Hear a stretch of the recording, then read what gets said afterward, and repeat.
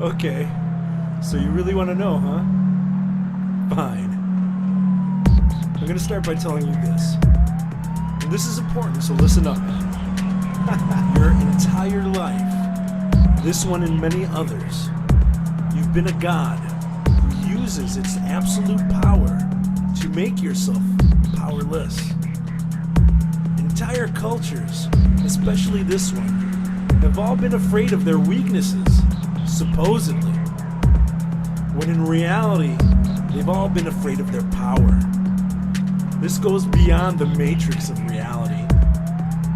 This is something much deeper than that. This is eternal. This is fully realizing your consciousness.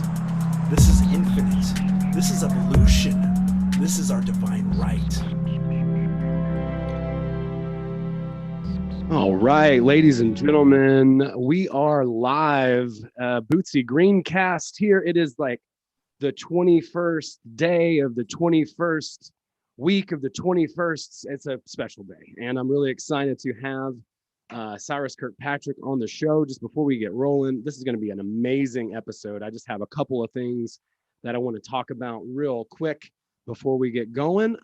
Really excited to make a few announcements. I have I'm about to launch a program, the Get Coached program that is going to launch for real next week, June 1st. We're going to make it official, June 1st, and that includes a course and work with me one-on-one. I'm really excited about it. Here's a little sneak peek of what is, it's a little fast, of what is included. But it's an 8-week thing, live calls, one-on-one, and I want to help you find and implement your life's purpose. And I have tools as well. I have access to this Discord server. If you want to just hop on there, you can grab access to that.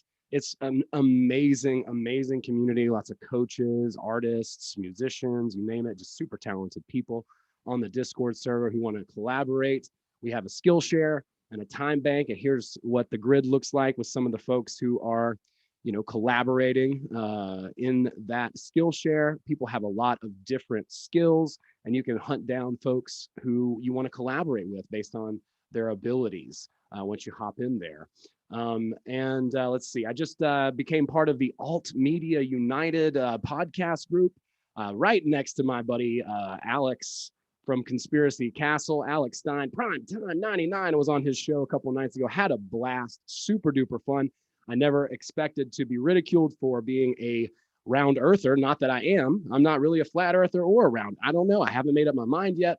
But, these folks, there's a lot of amazing podcasts on here. These folks are fun. I've got to give a big shout out to my buddy Mark, and my family thinks I'm crazy. Go check him out. I'm going to have him up on the show here in a little while. I'm going to be on Sam's show Zero coming up next month. There's just so much going on. I'm going to be on Truthzilla next week. But I'm really happy to be collaborating with these folks. And as you can see, I mean, these folks, they need help. Support them here. This guy right here, he can't afford shoelaces. So, you gotta support these folks, do everything that you can. Contact at the Cabin, that's coming up with Brandon Powell and Joe Roop, Magic on the Mountain and the Grimerica guys next year, February 10th through the 13th. It's going to be awesome. We're going to jump in a lot of cold water. We're going to do some breath work. Darren's going to be there, who is just amazing. I really like that guy a lot. We're super duper excited. Before we get started, just want to give a quick shout out to my friends at Content Safe. They make sure that this podcast sticks around, whether YouTube is being fussy or not. And they can do the same for you and your friends. If you're interested, shoot them a message. They got a little calendar link here. You can click right there, contentsafe.co. So my guest today is Cyrus Kirkpatrick. I'm a big fan of his work. He's done some really cool stuff. We're going to get into it. He does a lot of astral projection coaching. That seems to be kind of his main thing. But the big thing that really blew me away was a video that he made not too long ago, maybe only like a week or two ago.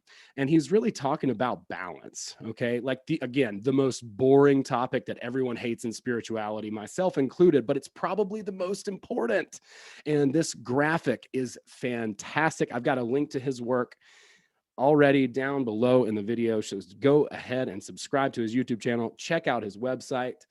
Cyrus, thank you so very much. Sorry for that long intro, but thank you so very much. No problem. Thank you, Bootsy. And once you have like Aaron Dowdy level subscribers, don't forget to share that graphic with everybody when you get to that point, because right now there's not a lot of people seeing it, but I do think that I do think it's an important message for people. But anyway, I'll take it back to you.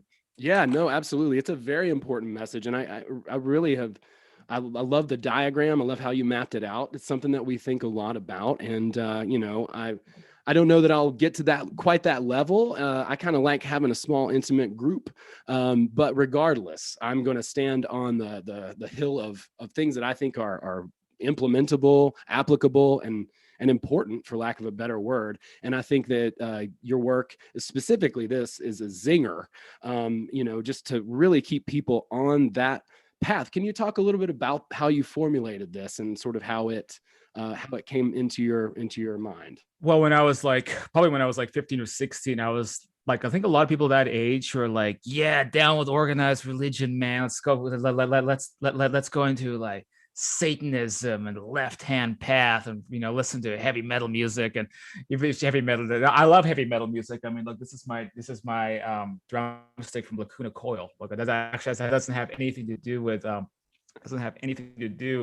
with Satanism or anything like that. But you know, you kind of get into a headspace, you know, a little bit, and because this is actually a lot of people who are especially coming a little bit from like parents might have been a little bit on the religious spectrum, and then you get a little bit rebellious, right? And then as things grew on, I mean, I got into this field, which is objective spirituality, research experiences on the other side, communications with the other side, and putting those pieces together and studying a lot about like the afterlife, going into works like the Seth Speaks, Silver Birch's material, Emanuel Swedenborg's material. Cool. And then once I was away from that awkward teenage phase, I kind of realized, hey, you know, I think I was really off track with this left-hand path stuff, because just thinking, you know, it's all about the individual, and it's all about like becoming, you know, the most powerful version of yourself, you know, kind of like becoming an evil warlock. That's actually like maybe not the most balanced way of viewing reality. And then I became much more drawn to, you know, actually being a loving, caring person in society who wants to help everybody else. And then I'm really on that. I'm like, you know, I totally forgot about those days. And then on that path, I begin to see what seems like people actually doing that at the expense of maybe their own individuality. It's beginning to forget who they are, beginning to forget that they are, you know, a unique creation in the divine cosmos, whatever you want to call it, and that they forget about who they are, and they sometimes start going into this version of New Age spirituality, which encourages like self-deletion. So this also relates back to my main subject, which is the afterlife. I'm sorry, my phone and Facebook are blowing up. I should have hidden that anyway. Which goes back into you know, subject of like life after death, because you'll meet these kind of sects of people who are into that topic, who are encouraging, or at least they're promoting the belief that when you die, you get absorbed instantly back into the cosmos, and then you get spat back out again as a new reincarnated form or something like this. Mm-hmm. And then I'm like, well, do you have any interest in like who you are as an individual remaining? It's like, no, we have to get eaten, and we have to return to the cosmic womb. And I realized, well, this is the opposite of like the left-hand path stuff, which is all about like individual godhood. And this is like, God should just, you know, swallow us whole, and then who he once were gets deleted.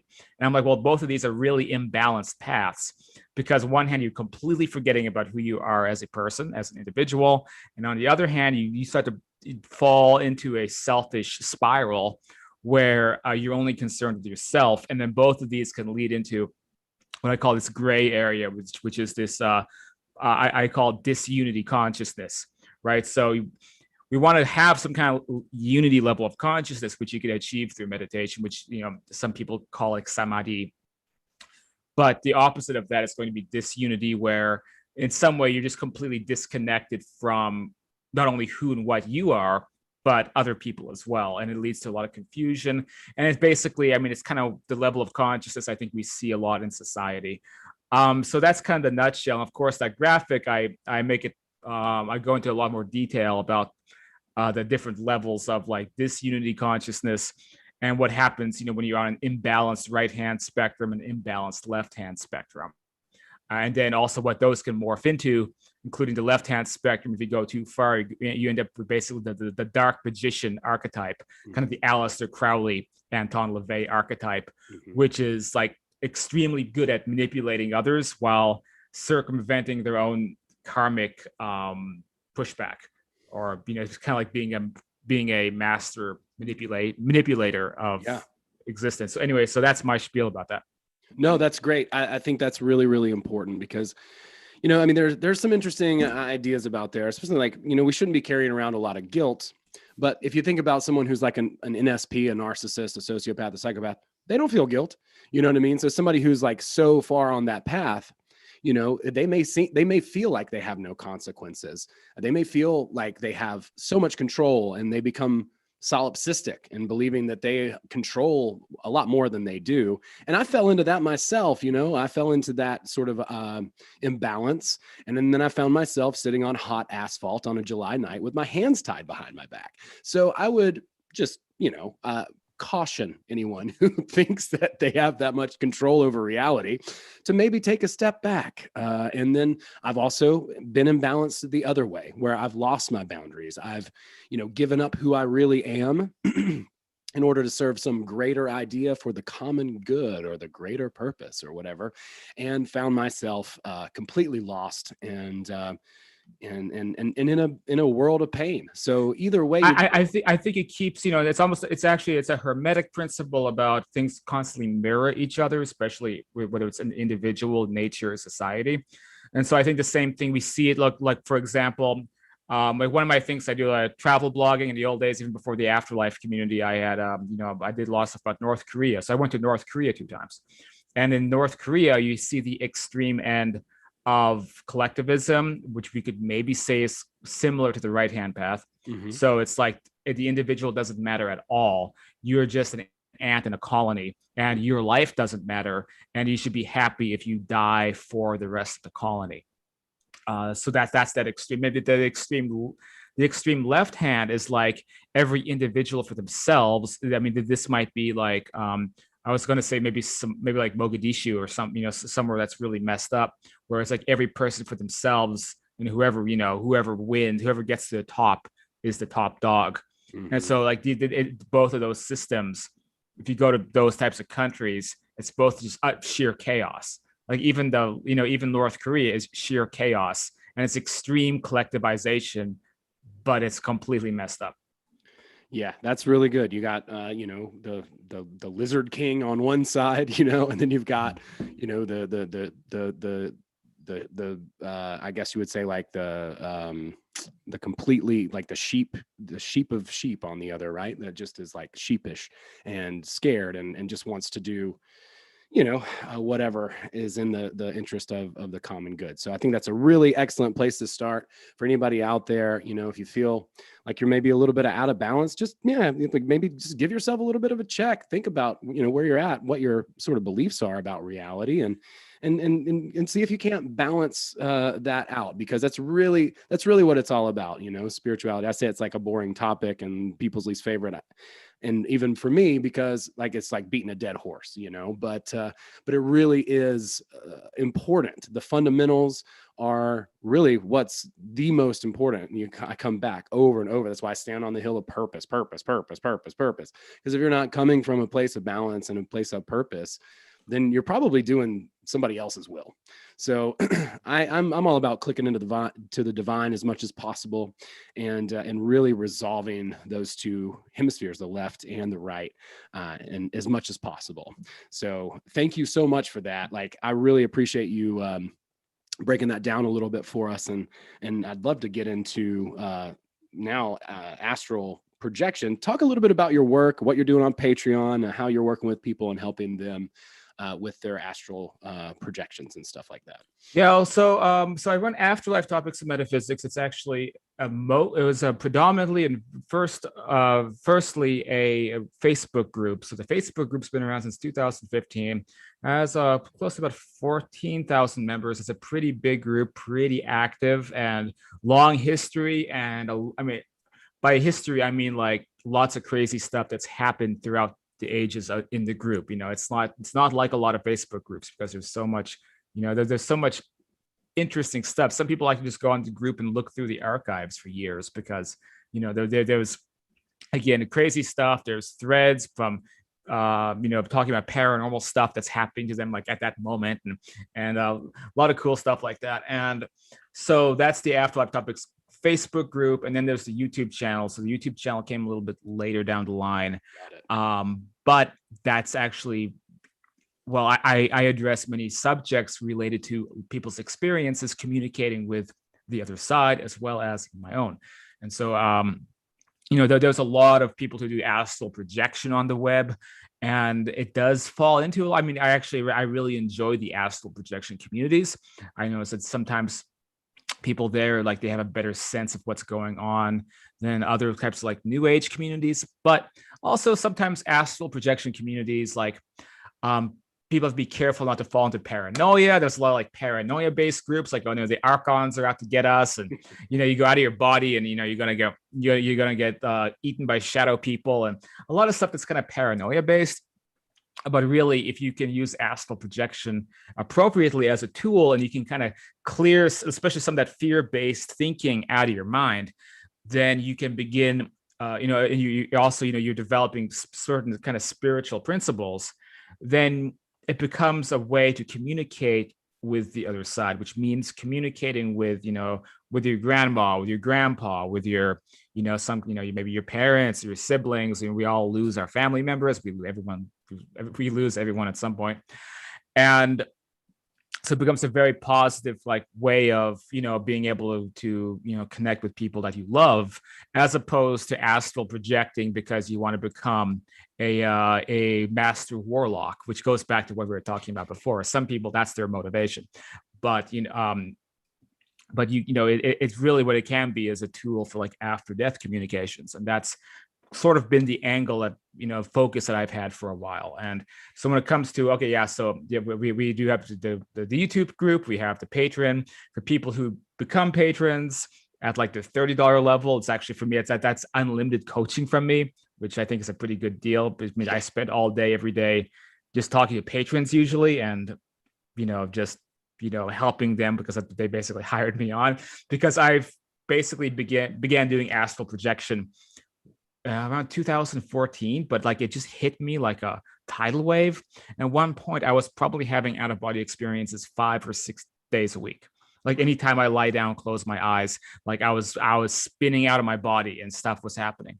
And so this was a period where, like, it was just happening so much. I was recounting so many experiences, gathering so much information. A lot of that went into my first book.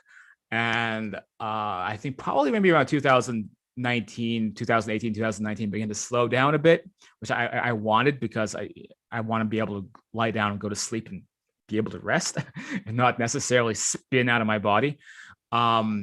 So, but back in those days though, like those are kind of the golden days of me just always going out of my body and documenting as much stuff as possible. Of course I still do, but it's less frequently, which also is a little bit by design. But anyway, so that's kind of what I'm doing in a nutshell.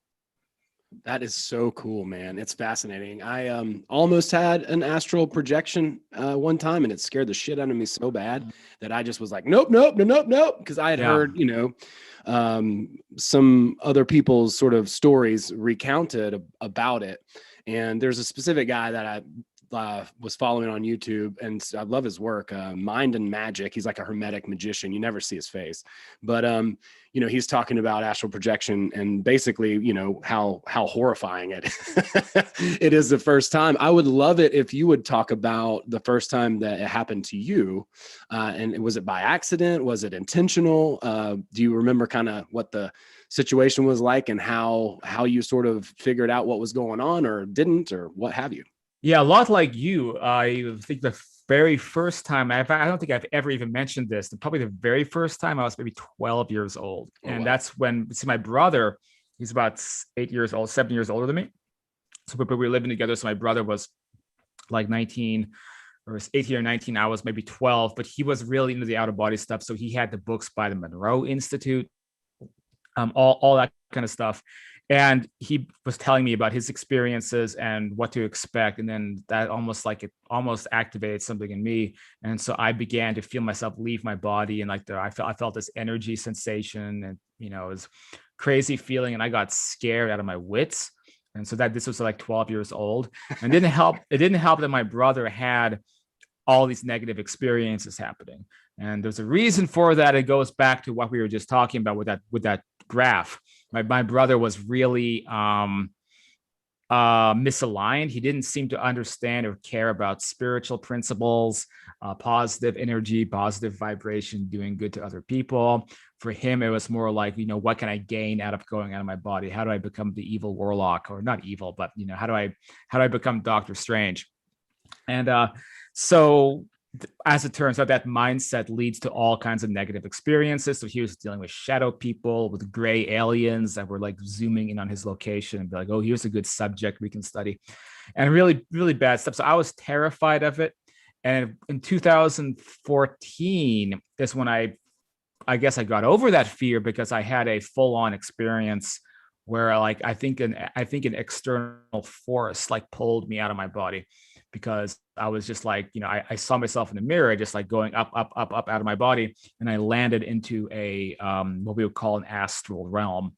And this was a much more like luminous, kind of more beautiful realm. Eventually I'll go into kind of this middle level area. But in this instance, I was pulled into like by this temple complex. And it was kind of a nature-ish area outside, kind of a lot of thistles and bushes and things like that. And I was just like, I don't know, just walking through the bushes for a long time until I met someone on that side who was like actually a Hindu man and his wife. And they said, hey bro, you're out of your body right now. Like they knew right away what was happening to me. And then they gave me a lot of like advice and guidance about, like, you know, this might keep happening to you, and this is what you can expect, and a lot of details like that. And so that was my first like proper experience. Man, that is fascinating. It's cool that you got a little bit of a tutorial too. That's nice. You know. So as far as the astral experiences, how does that relate to the dream world? Are those kind of the same thing? How does that kind of... They can be, and they can also not be. So the dream world is a self-generated type of reality that we create to explore things or settle things. And it's the end result. I mean, it's basically hallucinating, you know. So when you're dreaming, it's like your mind is on autopilot. It's just creating all this stuff around you. And you can tell when you're dreaming because there's usually a narrative involved. It's usually something that is symbolic in some way. So, you know, you dream that you're rescuing the cave girl from the T-Rex. Like, this is probably not a astral experience. This is night at the movies. You know, it's in your head, and for some reason you're generating this. And if you can actually talk to somebody in a dream, you'll find out soon enough that it's a fragment of your own consciousness, and their abilities to communicate kind of gets can kind of stop at a certain point. They can only say so much to you that's basically in your own head. And that if you begin to have an out-of-body experience while you're dreaming, like, the dream will just end. It'll just melt away, and it'll get replaced by something else. What can also happen is you can be having a dream, and this is probably half the time, and you're also having some kind of out-of-body experience at the same time. So what you're doing is you're having a real experience that overlaid on top of it is a hallucination. And so it's a lot like when you meet someone who is like half asleep and they're babbling nonsense.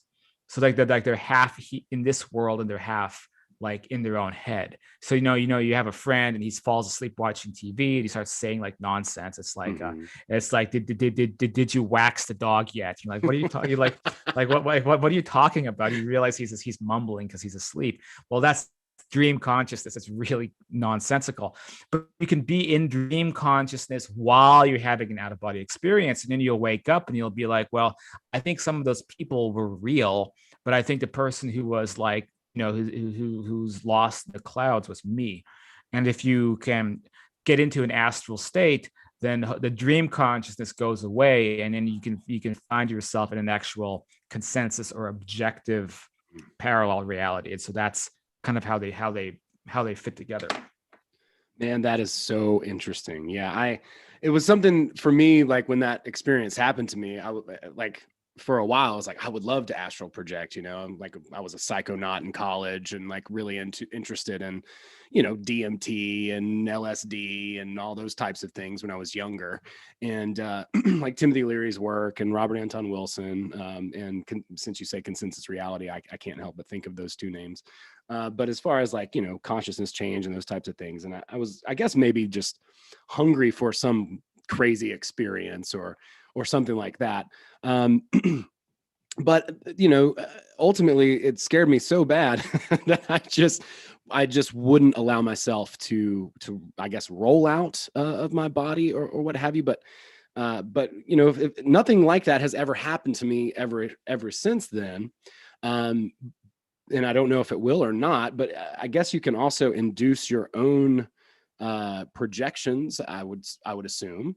And for anybody out there who either has been on the edge or is considering going out of their body and having an astral experience, what would your sort of basic advice to them be? Well, let's see. Basic advice would be, recount if you've ever had an experience. Think about what those conditions were when you had that experience. Sometimes a lot can be dependent on the time of night or time of day. But for some people, there's a special like time that it seems to happen. I would recommend. There's the reason I guess people do coaching for projections because it can really depend on the individual. So some people, for example, if a client told me that they don't have dreams, then they're going to be in a whole different category than someone who's like, yeah, every time I go to sleep at night, I'm having dreams. So someone who's having a lot of dreams, I'd recommend like a soft alarm technique to, something to wake up your consciousness while you're asleep. That might really help.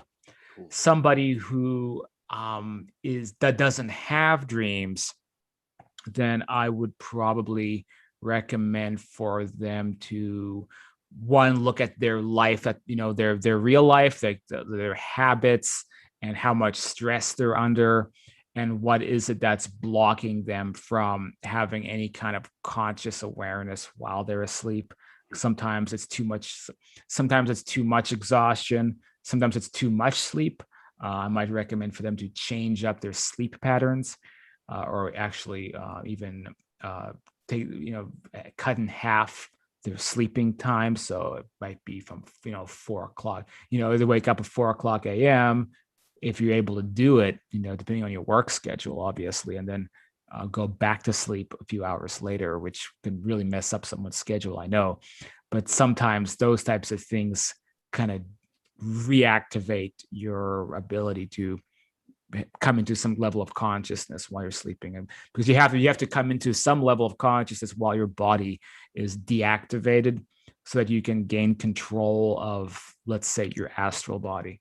And like I said, so there's these different kind of approaches to take depending on someone's individual situation, I guess.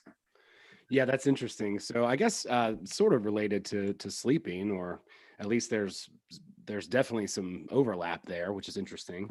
Would you find that folks who can lucid dream maybe have a little bit easier of a time having astral experiences? Are those related at all?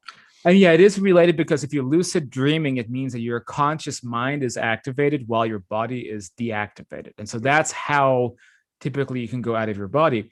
Now, someone who has a lot of lucid dreams, they might even be having astral experiences. They don't realize it. So I want to figure out what is the exact content of the lucid dreams, because if the lucid dream is that they're saving the cave girl from the T-Rex, I can guarantee that this is, their mind is creating a fun storyline. Because when you're lucid dreaming, and I do it all the time, You really are. It's like you're creating like a fictional situation for fun. And I've been in that co-creative process, and I'd be like, ooh, it'll be fun if I put this here and I put this character from this book here. And like, you're doing all that, and it doesn't really have much of an end goal in mind. This is probably going to sound ridiculous, but I actually find lucid dreaming to be boring, because you're not interacting with real people, but they're NPCs. Like, these are NPC characters, right? Now, when you're astral projecting, instead of like, I'm rescuing the cave girl from the T-Rex, which actually sounds fun. I haven't done that. I'm just thinking of an analogy. But when you are projecting, it might be like, yeah, like, I had this crazy lucid dream that I was in this house, and I keep having it happen again and again, where I'm in like this really nice looking home, but I'm by myself and I don't know what I'm doing there. And I walk around, and then I come back, or, and then if someone tells me something like that, I'm going to say, this is probably astral projection. That's probably a location that you're bound to, because you keep coming back there again and again. Especially, there's no narrative attached to it. There's no subconscious junk. It's like I'm in a consistent place again and again. When I lie down to go to sleep, I keep appearing in this place, and people will write it off. It's like, why do I keep having this reoccurring dream that I'm in this nice like Victorian house? Like, why do I keep going back there? But probably this is, I mean, for crying out loud, it can get very literal. Like, it can be because, well, that was your great grandparents' house, and you never saw it in this life, but that's where you're meant to be, someday when you die. And so you'll keep having experiences going back there again and again until you leave your body for the last time. So that is that's one way of looking at it. Dude, that is, I mean, you're blowing my mind right now. I'm loving all of this. It makes a ton of sense, because based on some of the books I read, specifically like Vadim Zeland's work, where he's talking about like asking a dream character who they are, and they just like go haywire. They don't know how to answer that. Yeah. It lines up really, really well with that. And the fact that, if we're having an astral experience, we're not in control anymore. Like a lucid dream, absolutely. I've had a few of those, not a whole bunch, but a handful. And it is fun, but I understand what you mean. Like, when you get to a sort of advanced level, of course I'm not there, but you get to an advanced level where you can just control everything. And you're like, yeah, this is kind of boring. I know exactly what's going to happen. I can do this or that or the other thing. I can make this person disappear or turn into a bat or whatever the hell you want to do, which is cool, right? But like, at the same time, I guess we're not really interacting with entities or spirits or whatever these things would be called, or other energies that are in the astral plane, that I guess have their own will and have their own goals and ideas of what they're trying to accomplish. Yeah, just like here. Right. And so it's like this weird, overlap with that. And that's interesting. Very, very interesting. And so would you mind like kind of talking about like, what do you think the utility of astral projection is? Like, what are some of the things that can really help us to do or learn while we're here in our body? Well, really, it's about like connecting to multidimensionality. And so multidimensionality, so we live in a multiverse, and beings that inhabit the multiverse represent most being. We do as well, but we're disconnected from it. So if you meet people on the other side, like, they inhabit the multiverse, and they know it, they're conscious of it, and that's their day-to-day life. They can teleport, they can appear in different planes of existence, they can do all these things that we cannot do. And they look at our existence. This would be like, this is a mode of existence where we're like chained into a type of body where we can't get out of it, and our minds are just tethered into it's locked into this thing. And so for another being in the multiverse, especially if they've never had an existence like this one, like, to them it's a pretty horrifying thing. It's like there's these people that are like prisoners in their bodies. Like, how weird is that? Like to them, that's like some dark, twisted paranormal stuff right there, that because they'll hear rumors about it, like, yeah, my buddy Fred had this weird existence where he was like tied into this one body, and he couldn't go anywhere else. So what astral projection does is it that's our way out of that, right? So that's our way to begin to reconnect to how we typically operate in the normal and in the normal universe. That's not this twisted experience we're in right now. So not many people do it. So when people from the earth plane of existence begin leaving their bodies and reconnecting to the multiverse, like people will be like, wow, I can't believe, here's a traveler, here's somebody, who woke up from down on the earth plane. Wow, how crazy is that? So obviously, I think if lots of people were doing it, that would mean that maybe the planet was finally getting its act together after so many thousands of years, right? So I don't know if that's utility, but it's just like it just means like being able to reconnect to the multiverse again, which most people don't do. And a lot of people leave their bodies and they're on that side, but they come back here, they have no memory of it, Right. So a lot of people are over there and having experiences. And even when you're there, you can have experiences with people who are alive and well here, but they'll have no memory of it. Now, there are tandem experiences if you just so happen to bump into somebody else who is an astral projector. And then you might be able to talk to them here and be like, oh, I remember I saw you, at the, the Astral library or whatever last night. And then there can be those verified experiences, which hasn't happened to me because I actually don't know. I just, I've tried to get that happen to me before, but it's like, it's not common enough that I meet people from here when I'm projecting. Maybe if I lived in some commune or something, I knew lots of other people around me, but I've interviewed people like on my channel. One guy comes to my mind was Ken Show. I think I'm going to have him back on the show. It's an out-of-body teacher from Mexico, but he talks about like numerous people that he's met on that side who he knew here. They could recount the experiences together. So that can happen. Wow. I mean, dude, that makes so much sense. I mean, I guess, we're experiencing this life, but there's so much more to us as beings, as who we are. This is like an incarnation, an experience that we're having, and we are spirits having a human experience. So, it's not that we, I think we disconnect a lot from that. And there's, back to the sort of balance thing, there's people who want to ascend, right? Like I just want to ascend and get out of my skin cage. Yeah. I mean, look, that's what I call, actually, I'll credit my buddy Travis from the group. It's what we call mixed spirituality. Like you serving up hamburgers. It's like serving up enlightenment. Like some people think all you have to do is die and then you become an enlightened, 11th dimensional being. And that might happen if that's who you were before you came here. But most of the time, that's not going to happen. And we're also not going to there's not going to be some David Wilcockian event where we all shoot through the roof and ascend when the solar flash happens. It's like, unfortunately, because everything's an individual path of growth. And it's just like a lot of the ascension stuff is this hope porn, which is how channels get really, really popular because people want that. So if you want if I want to get 1 million subs on my channel, all I have to do is begin lying to my audience. There you go. And telling them, it's simple as that. I have to lie to them and say that all your problems will be solved if you follow this path.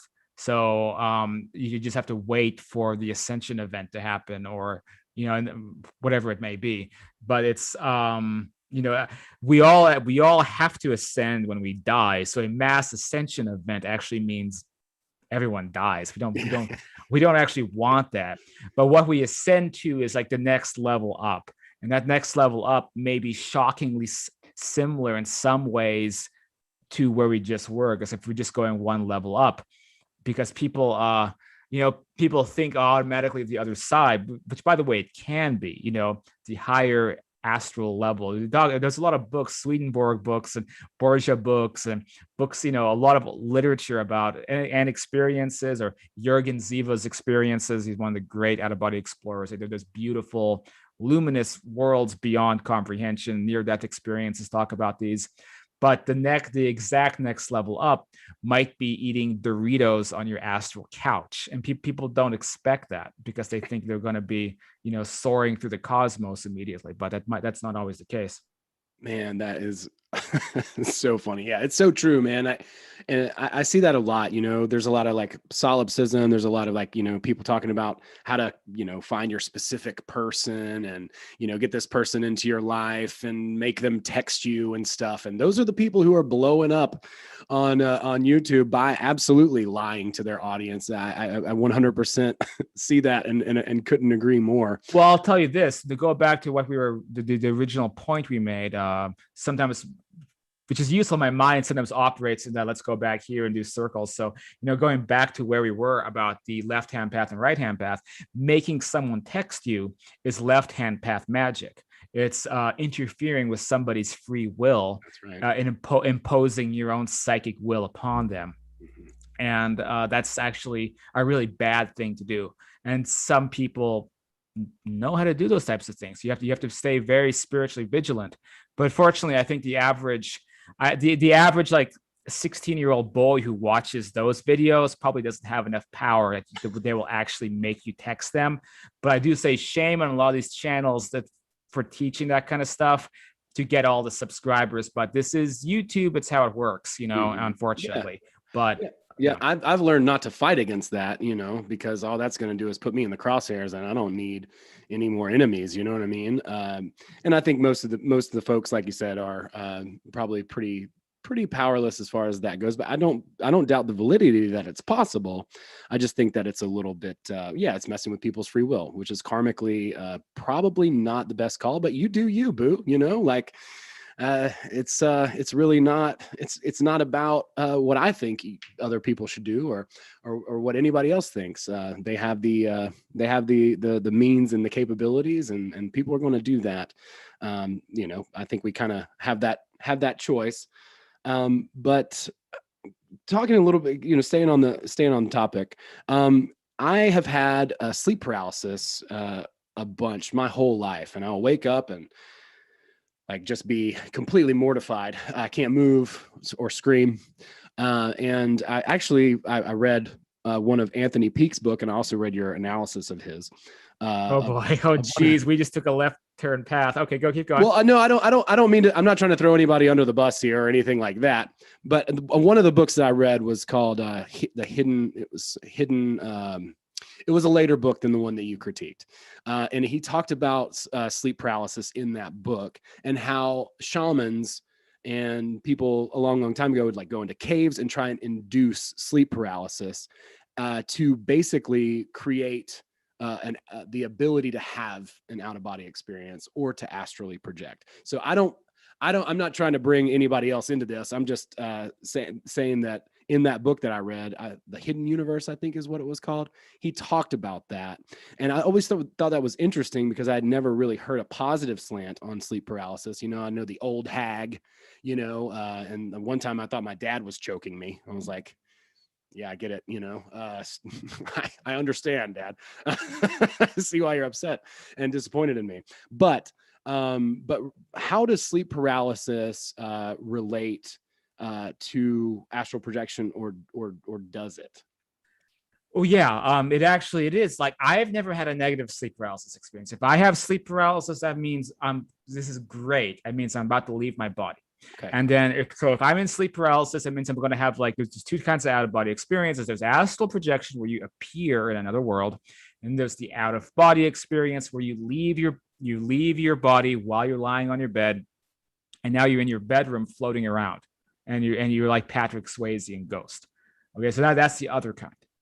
And that from there you can often end up on the astral spectrum too, so they can move into each other. So if you're having sleep paralysis as a kickoff point to go out of your body in your bedroom, and some people have negative experiences because we could call this the netherworld, when you're in between, when you're in this world, but you're astral. Usually like my astral form will be just like all the cliche. It'll be like translucent, like I'll be ghost-like, because there's an incompatibility in the vibration. That's what causes a ghost to look like a ghost. And that's what causes your astral body to be like kind of inconsistent looking or see-through. So you can be in that state, and you can like walk through walls, and you can go around and, in the best case scenario, spy on people, bring information back. And I have done those things, in the experimental processes.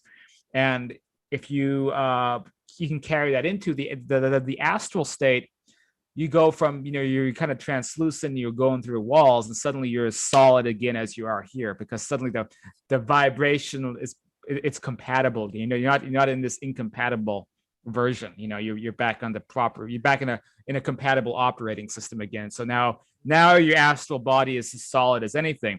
But when you're back down here, everything's kind of messed up a little bit. You're kind of floating. Sometimes it's difficult to even get your feet on the ground, so you're just kind of floating or hovering. Sometimes you have no astral body at all. You're just consciousness, and you're just moving around.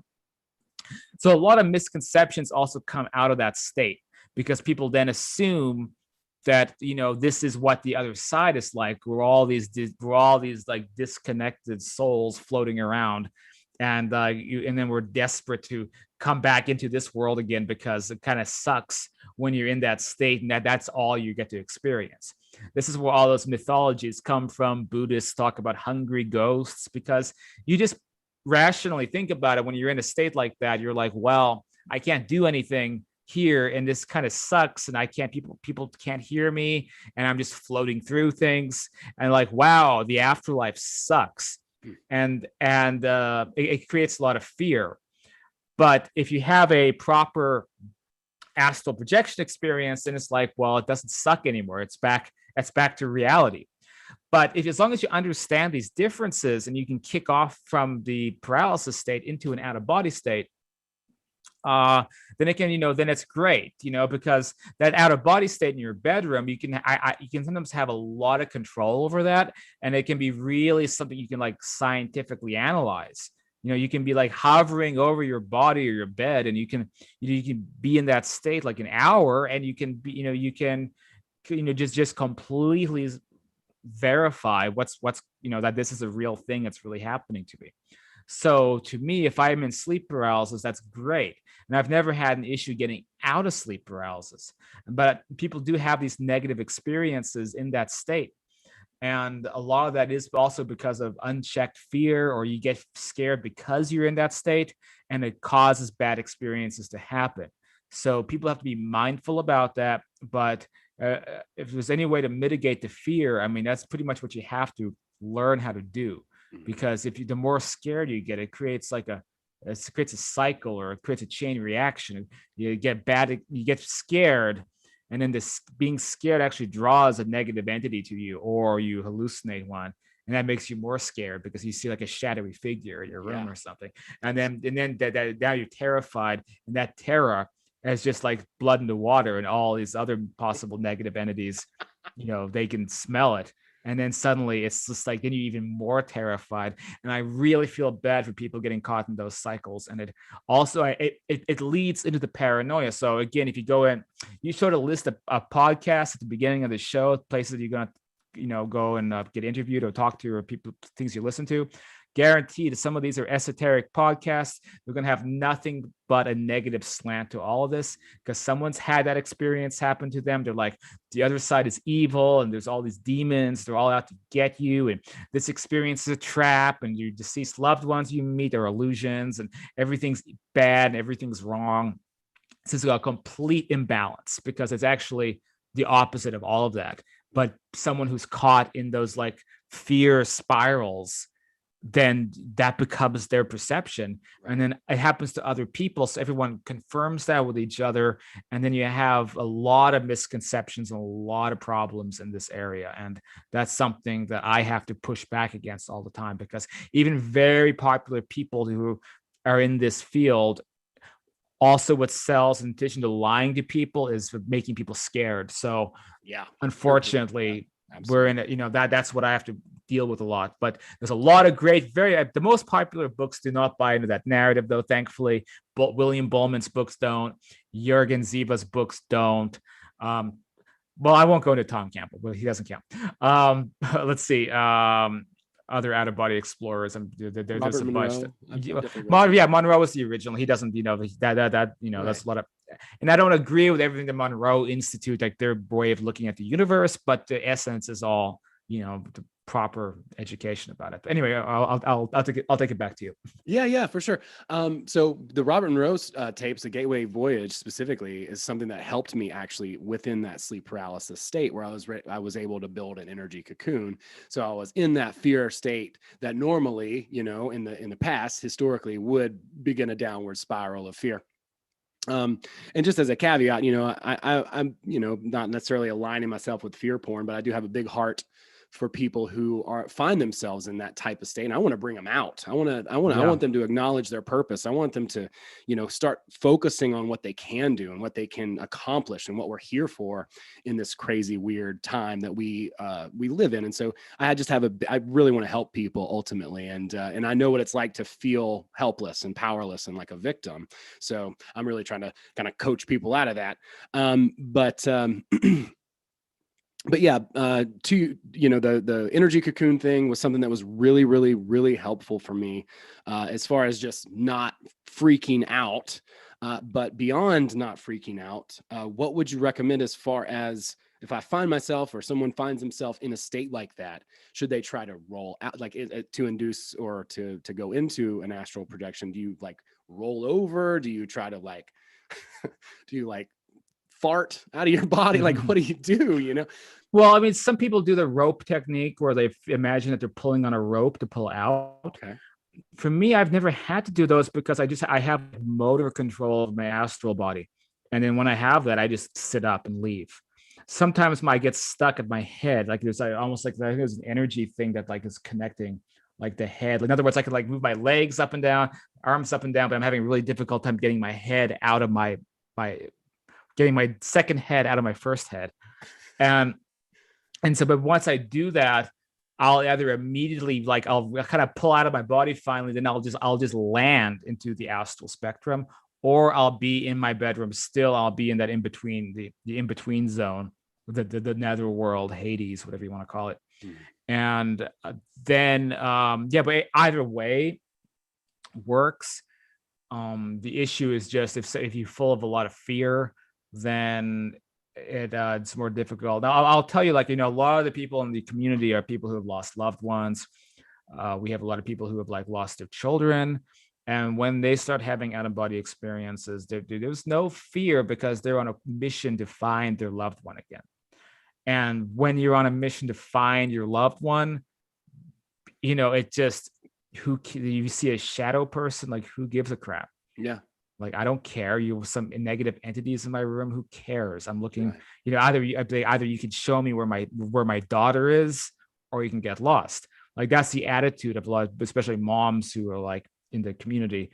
So they have experiences right away. Sometimes, not all of them. There can also be hangups, and sometimes, unfortunately, you're expecting to meet your deceased loved one, but they're somewhere else in the multiverse, or they're some kind of dysfunctional relationship, they don't want to meet you or something like that. So that's not always surefire bet, but for many of them though, it does work, and they do end up reuniting and having experiences with their loved one. But the point is that they're on a mission, so they're not stuck in the same fear-based issues like other people might have, because they're trying to use it as a tool to connect with someone. And they're not going out of body like my brother because they want to become a warlock. They're going out of body because they love somebody, and that's a big difference. I feel like that's the ultimate sort of power there. And I actually have, we all have loved ones, and one of the coolest videos actually that I saw on your channel was an interview with a skeptic who had connected with his wife who had passed away and written a book about it. And I watched that whole thing just with my jaw on the floor, because he had such a compelling story, and it was really fascinating how he was communicating with his wife on the other side. Super duper fascinating. How did that guy find you?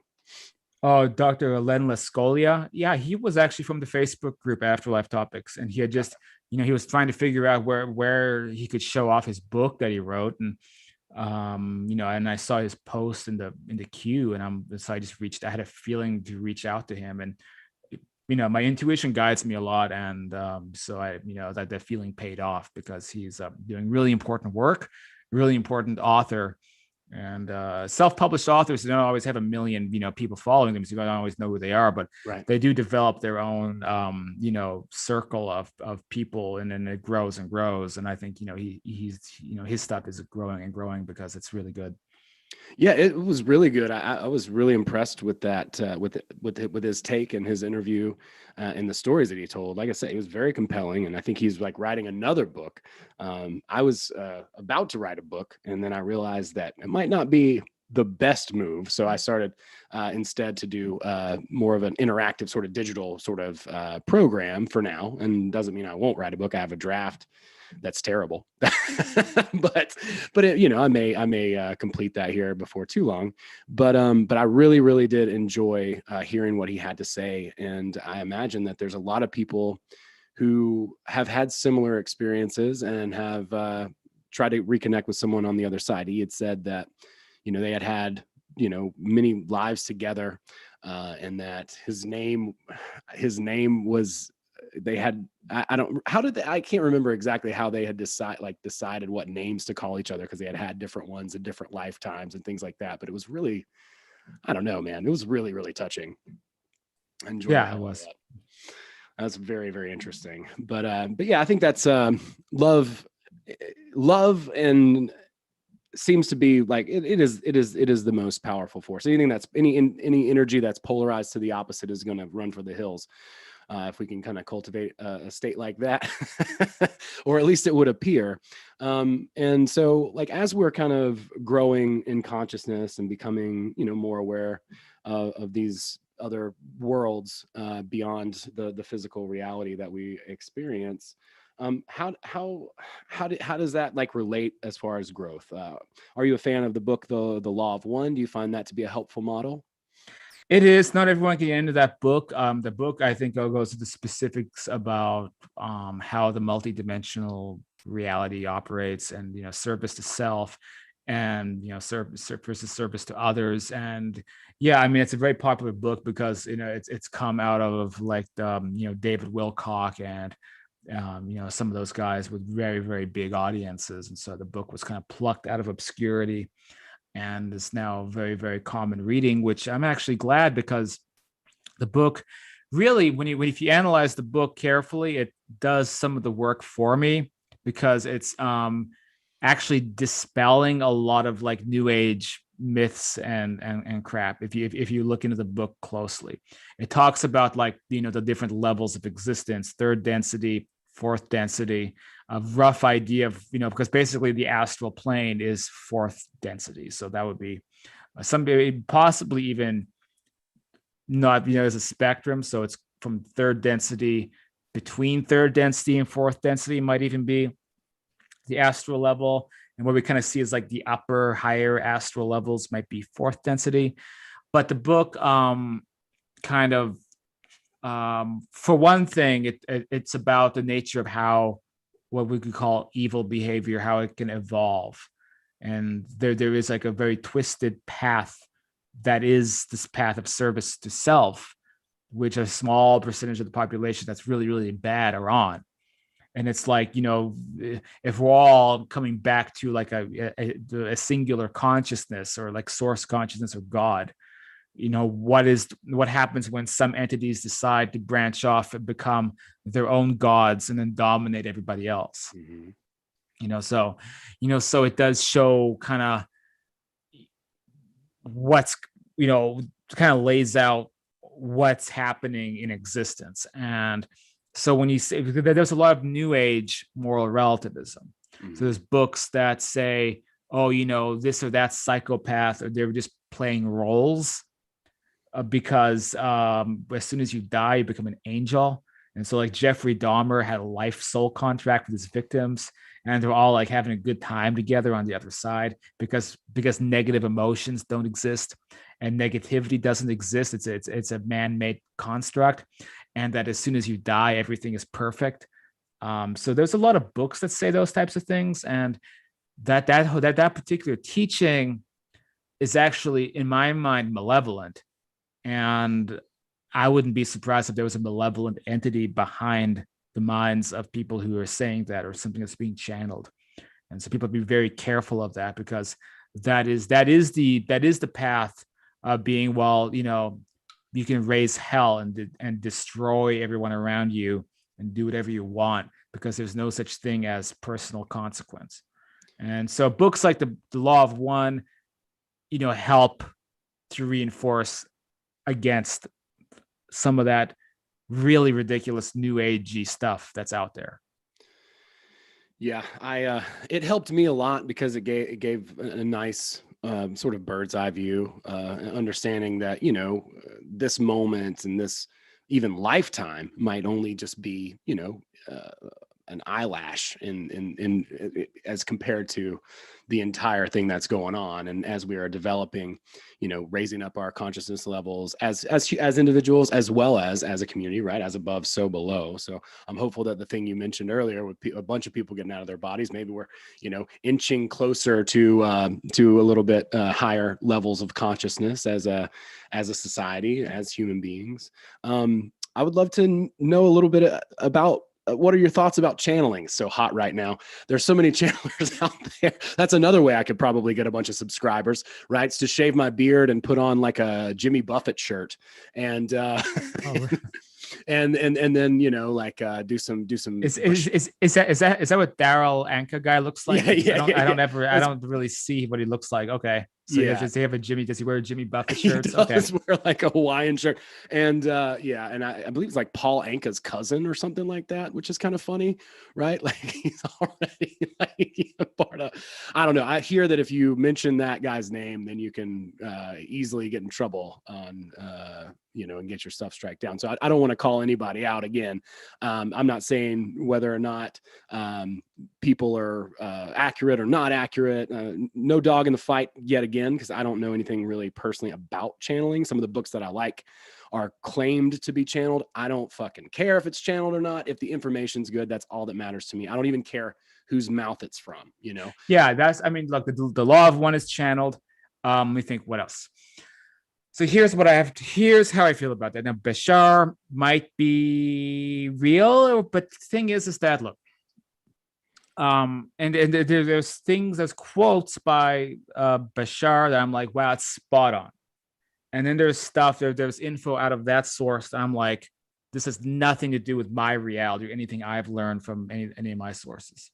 So the question is like, to what extent is it actually channeled versus how much is it their own mind filling in the spaces with imagination, for example? That's good. So to know if the information is credible, one element concerns mediumship. So people who do channeling or who listen to channeled work often are not even aware of like the higher end of mediumship, and that channeling is ultimately what it should be. It's a division of mediumship, but one needs to be cautious if someone believes that they're channeling, yet they have no mediumistic ability. And so, one example that comes to mind is Silver Birch. So Silver Birch Books is a communicator through a medium named Maurice Barbanel.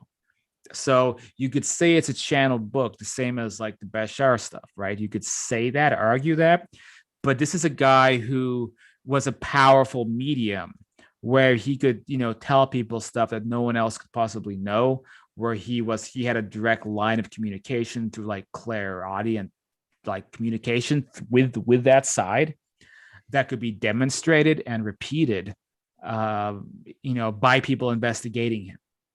Right. So it could be confirmed, because, again, a really powerful medium will blow the lid off the whole subject, because they can verify. They could say, oh, hey, hey, Bootsy, did you know that your grandmother buried a little mahogany chest under the maple tree because she's trying to get the message across?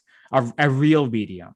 A lot of mediums are fake, but if somebody encounters a real medium, then that can happen. So when you have someone who really does have a connection to that side, and then let's say they write a book, and then they say, this is the words that are coming through via whoever it might be, then I'm going to pay a lot more attention to that.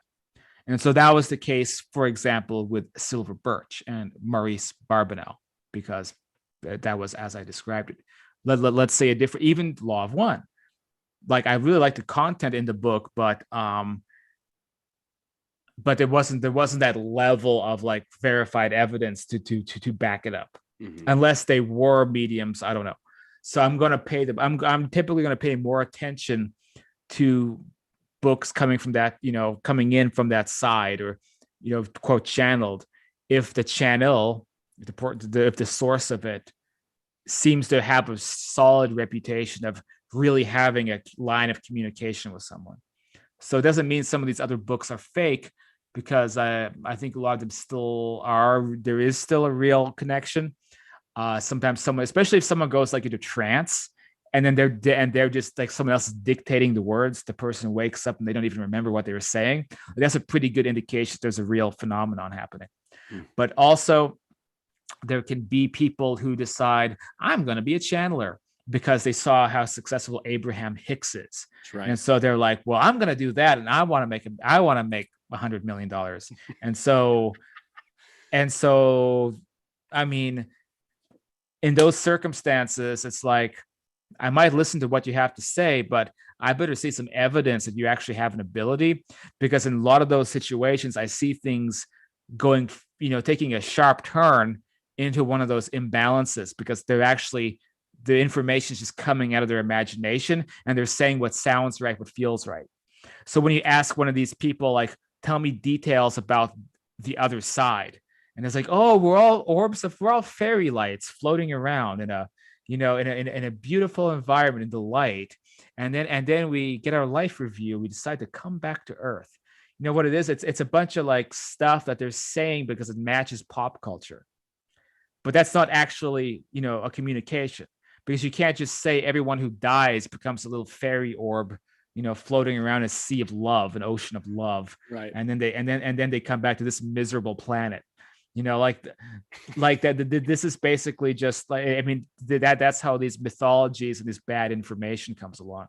Like the afterlife is a million times more varied and diverse than that. And so when I hear a source of info that is telling it more the way it is, then I'm going to listen to it more as well, because I think it's an accurate source of information. And the Law of One could be considered that way too. Man, that is spot on. Good stuff. Like really, really, really sound and solid. I appreciate your perspective. And it makes a lot of sense as far as that goes. I have one more question actually from someone in the chat. They're asking, you seem to have mastered this area of spirituality, or at least have a fair bit of experience with it. That's fucking awesome.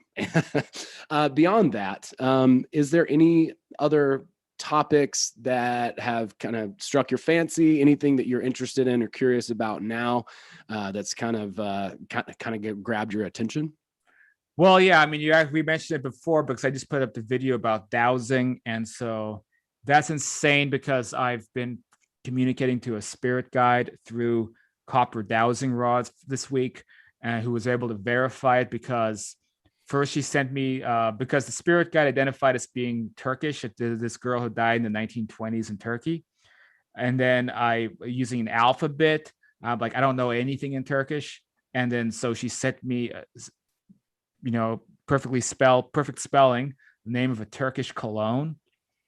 And then I was asking about like, what, should I, because I'm recovered, by my body's still a mess, because I had COVID a year ago, and I have this long haul syndrome, and, I deal with fatigue and a lot of issues all the time. And so I'm like, what should I eat or take to get healthier?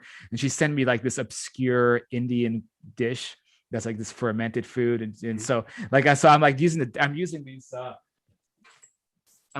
dowsing rods, and I'm getting like specific info like that, like words that I don't know, communicating with an entity who gave me her name and says she's my spirit guide. So it's like a verifiable paranormal communication happening with these things, because like I can even use it right now. It's like this side is yes, this side is no, and like Lorena, are you with me right now?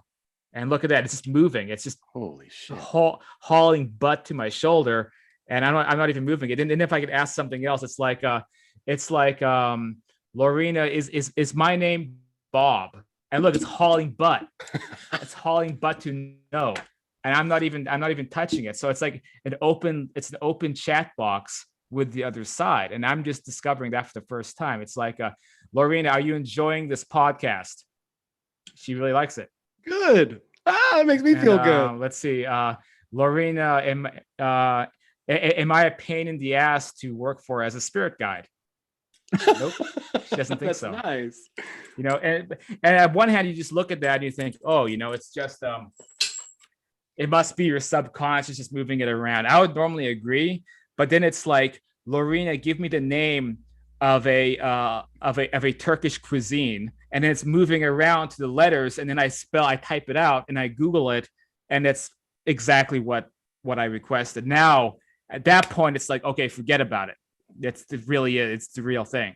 Fascinating. Yeah, I used one of these for dowsing, pendulum, and generally speaking, it works really well. Sometimes I'm like even afraid to ask because I already know the answer, and I'm like, don't tell me the answer. Well, did you identify who you're communicating with? No, I have not done that. I just ask this. I say you don't want to do that, because you don't want an open line of communication with something you don't know what it is. Okay. So you got to do a 20 question kind of thing and be like, are you a collective consciousness or an individual consciousness? Like, begin with that.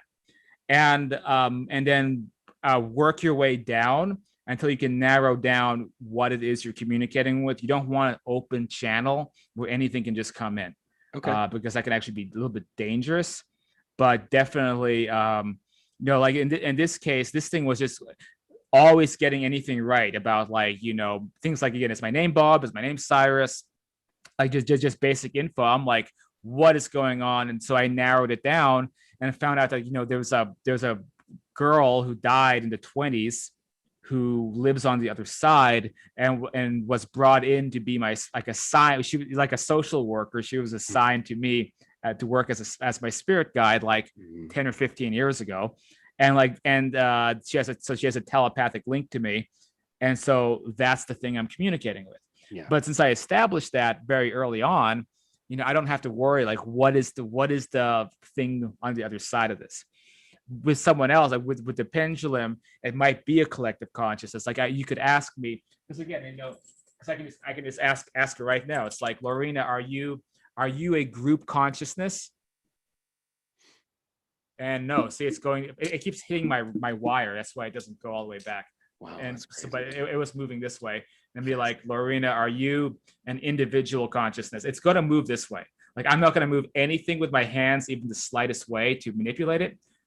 But watch it go this way. Lorena, are you an individual consciousness? That one, yeah. Look, they're both going. See? Wow. That's so crazy.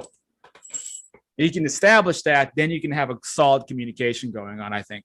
That is really cool. Well, I personally have a spirit guide. I don't really publicly talk about that, but perhaps I should ask them directly. Is that what you would recommend? Yeah, probably. In a positive situation, it seems like what's happening with the dowsing rods or the pendulums is the spirit guide, because the spirit guide has plugged their mind into yours. Mm-hmm. And so they know automatically when you're accessing them. And so allegedly through this channel of communication, what I was learning was that she's doing her own thing, or she's going to work on the higher astral plane, and she's just automatically at the same time synced up to me. So it's not like she's in the room with me, but she's right. No, absolutely. She's just synced up. And so it's the spirit guide's job to be synced up to their subject. And so odds are, if you or someone is using a pendulum or something getting answers, you have a spirit guide that's synced up to you. Some people get in trouble doing, dowsing rods, pendulums, Ouija boards. Especially someone who's like, ooh, I want to contact a ghost. Okay, well, ask and you shall receive. And if you want to contact an earthbound spirit, that you want you to bring a random, possibly disturbed soul into your life who is going to begin harassing you in your dreams and causing all kinds of issues. If you go from the spooky paranormal angle, like, you're going to get that, and it's not going to be fun.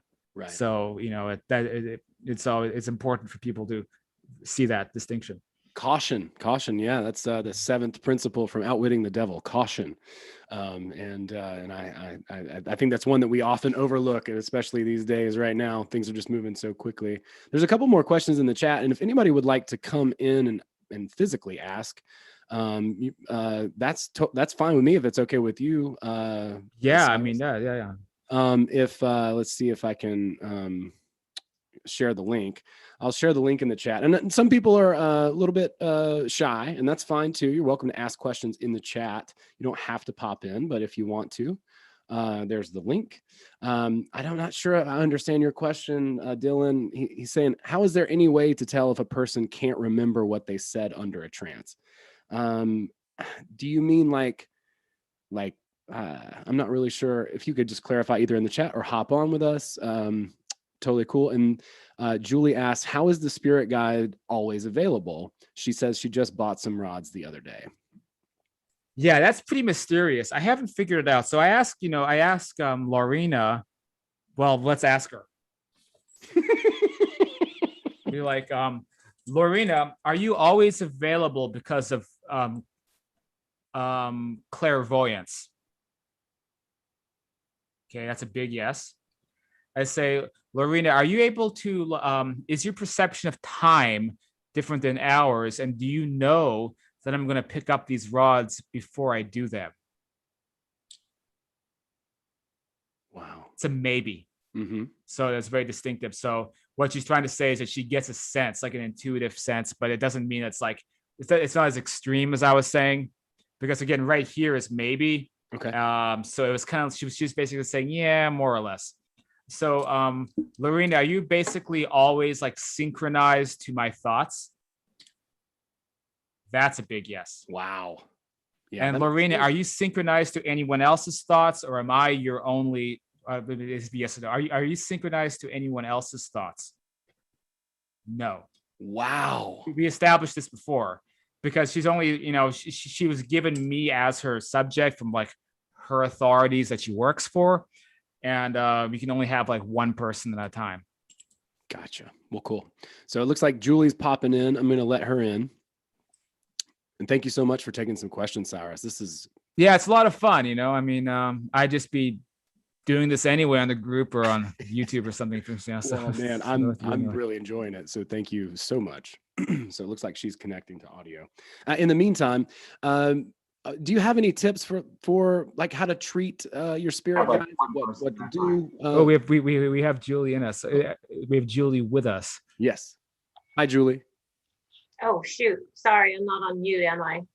No, you're not. You're fine. Go ahead. I'll remember that question. Oh, I didn't have another question. I just wanted to join the Zoom. Why not? I have tons of questions. This is just for the moment for me to be on.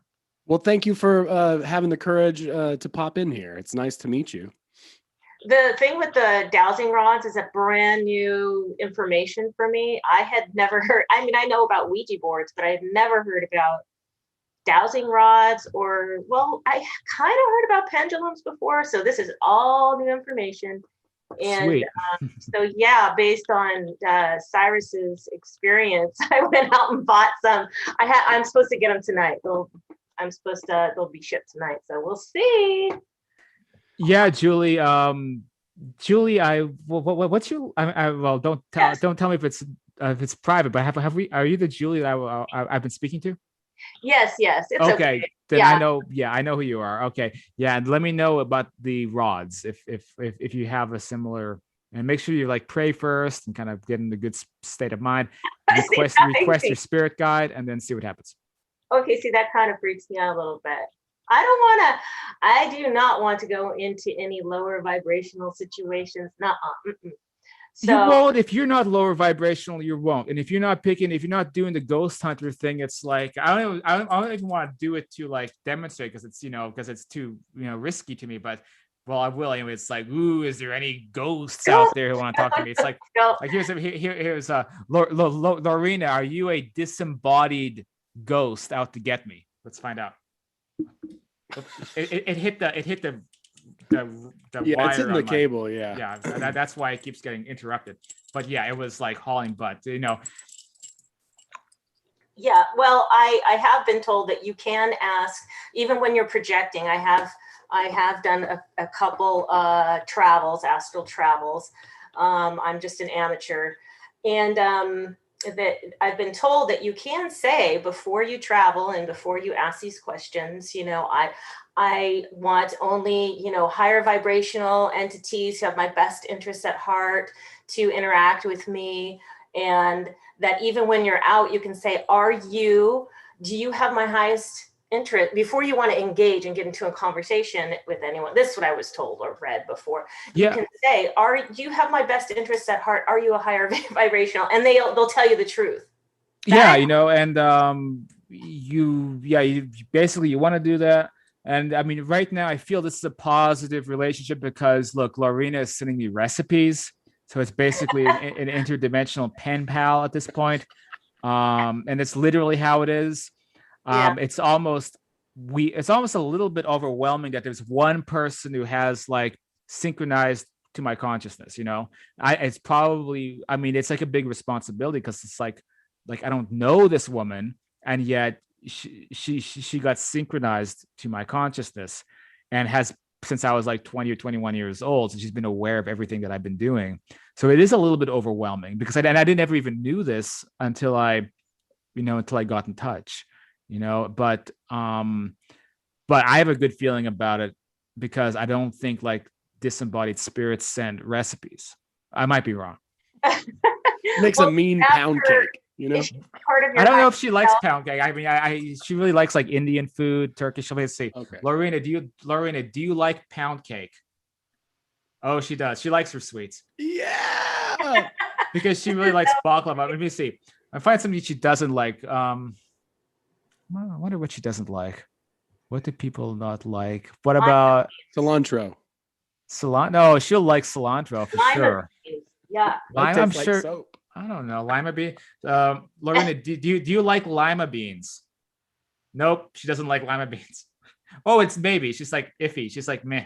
Depending on how they're cooked. Yeah. And I mean, maybe she just never tried lima beans. I mean, it could be an obscure bean depending on where you're from and what part of the world, right? Yeah, maybe. Well, she's on the fence about it, but anyway. Did you ask if she's part of like your higher self or soul group or any of those kinds of questions? That is an important. That's a good question. Kind of surprised I haven't really thought of asking that. And someone was theorizing on my channel that she is me in a past incarnation. I think I dismissed that right away, but we'll see what she has to say. So, Lorena, are you part of like my higher self or my soul group? I think I know the answer. Like I suspected, she's actually not. And Lorena, I guess this is gonna be the same thing. Are you me from a past life? She's like, no way. And it is funny how that is because you would think that would be the case, but the sense I got is that this is someone who was assigned to me, like works for an organization and was like, here's this interesting guy, Cyrus, and we think you guys are a good match, and can you work as his spirit guide, right? And I've always had it. I mean, I was wondering what the soul group thing, because I like Turkey. I've been to Turkey twice, so like if there's some kind of a connection that happened there. But still, it is interesting that someone could be assigned to you who's not your soul group, because I would just think that they were. Right. But maybe but at the same time, maybe that's better that you diversify, right? Because I have other spirit guides too. So I have spirit guides who I think are the soul group, but for some reason she is the one that's synchronized to this, and I don't know where the other ones are. Why they're not synchronized to this. So it's a lot that I don't understand. I wonder if she's assigned to anyone else. If you're her She's not. I've asked. She only me. Oh, she's only Wow. able to. Well, apparently, you can only be assigned to one person. Wow. Can we ask her if the Earth is flat? Well, Bootsy, you don't have to ask her. You can ask me. But Okay. well, all right. So, friend Bootsy seems to be uncertain because there's a lot of people who make very compelling arguments from a very subjective point of view that somehow the Earth is flat. And so, Lorena, is the Earth flat? That's a pretty big no. That's a no. Yeah. Wow. And Lorena, is the Earth round? Like Mars, Jupiter, Saturn, and every other planet? It would be really awkward. It's like, well, there's this one planet that's flat, but every other planet is round. It's just don't ask. Someone was drunk when they were designing the solar system. Anyway, Lorena, is the Earth round? Boom. Yeah, that's a big yes. Maybe you can ask her if it's okay for me to try rods when I get them tonight. I don't know if she would be able to know anything about my life through you. We have a caller on the line, Julie, and she wants to know if it'll be safe if she starts doing this too. Like if she has a spirit guide ready to talk, or if it could be dangerous, maybe. So, what do you think about Julie here who's talking to us? Do you think it's safe if she buys these rods? That's yes. Yeah, look at that. Cool. I like the precautions. I like that you're like when you were telling me about the pendulum, like, make sure to do those things at the beginning to really ensure that you're asking some specific, you've created boundaries. And I think, if we're doing something from a place like that, I think we have a better chance of, having a safe and enjoyable experience, right? Yeah, for sure. Cool. Well, thank you so much, Julie. Yeah. You have anything else before we let you go? Oh, I'll just keep watching. You guys have been on for a while, huh? Yeah. It's good. Like Joe Rogan goes 4 hours, right? It's not a big deal. It's a very interesting topic. It is very interesting. Yeah. And that brings me back to my question, just, dealing with our spirit guides, what are some things, because I've done some other things too, right? I've worked with a shaman and, and that process is different than what I've experienced with a spirit guide, for instance. Dealing with spirit guides as our friends, our peers that are looking out for us. What can we do to give them thanks, gratitude? How should we interact? What are some, basic kind of, I guess, I don't even know how to say it, but just practices or ways to engage with them. That would be. I think, and Lorena's going to hate me, but I think it's a little bit of a two-way process, which means that they need to put in a little bit of work too. And I don't mean to say that the spirit guides are lazy, but sometimes it's like people go through their whole lives, they don't know that they even have one. And I think it's difficult to make that connection because not everyone is receptive to have a dream experience or have some way that the contact is made. And then, then typically the spirit guide, having nowhere else to turn, is going to just work with your intuition and just try to give you like an impulse or a suggestion, like a feeling, like I should do that. They're coming through your intuition. Because if I didn't have these rods, she might be able to come in through my intuition and plant a thought. But now, because I got the rods, she's able to send me recipes and cologne suggestions. So we've gone from, the esoteric and the intangible of perhaps there's a spirit guide somewhere talking through my intuition to you should try out these fermented breads from India.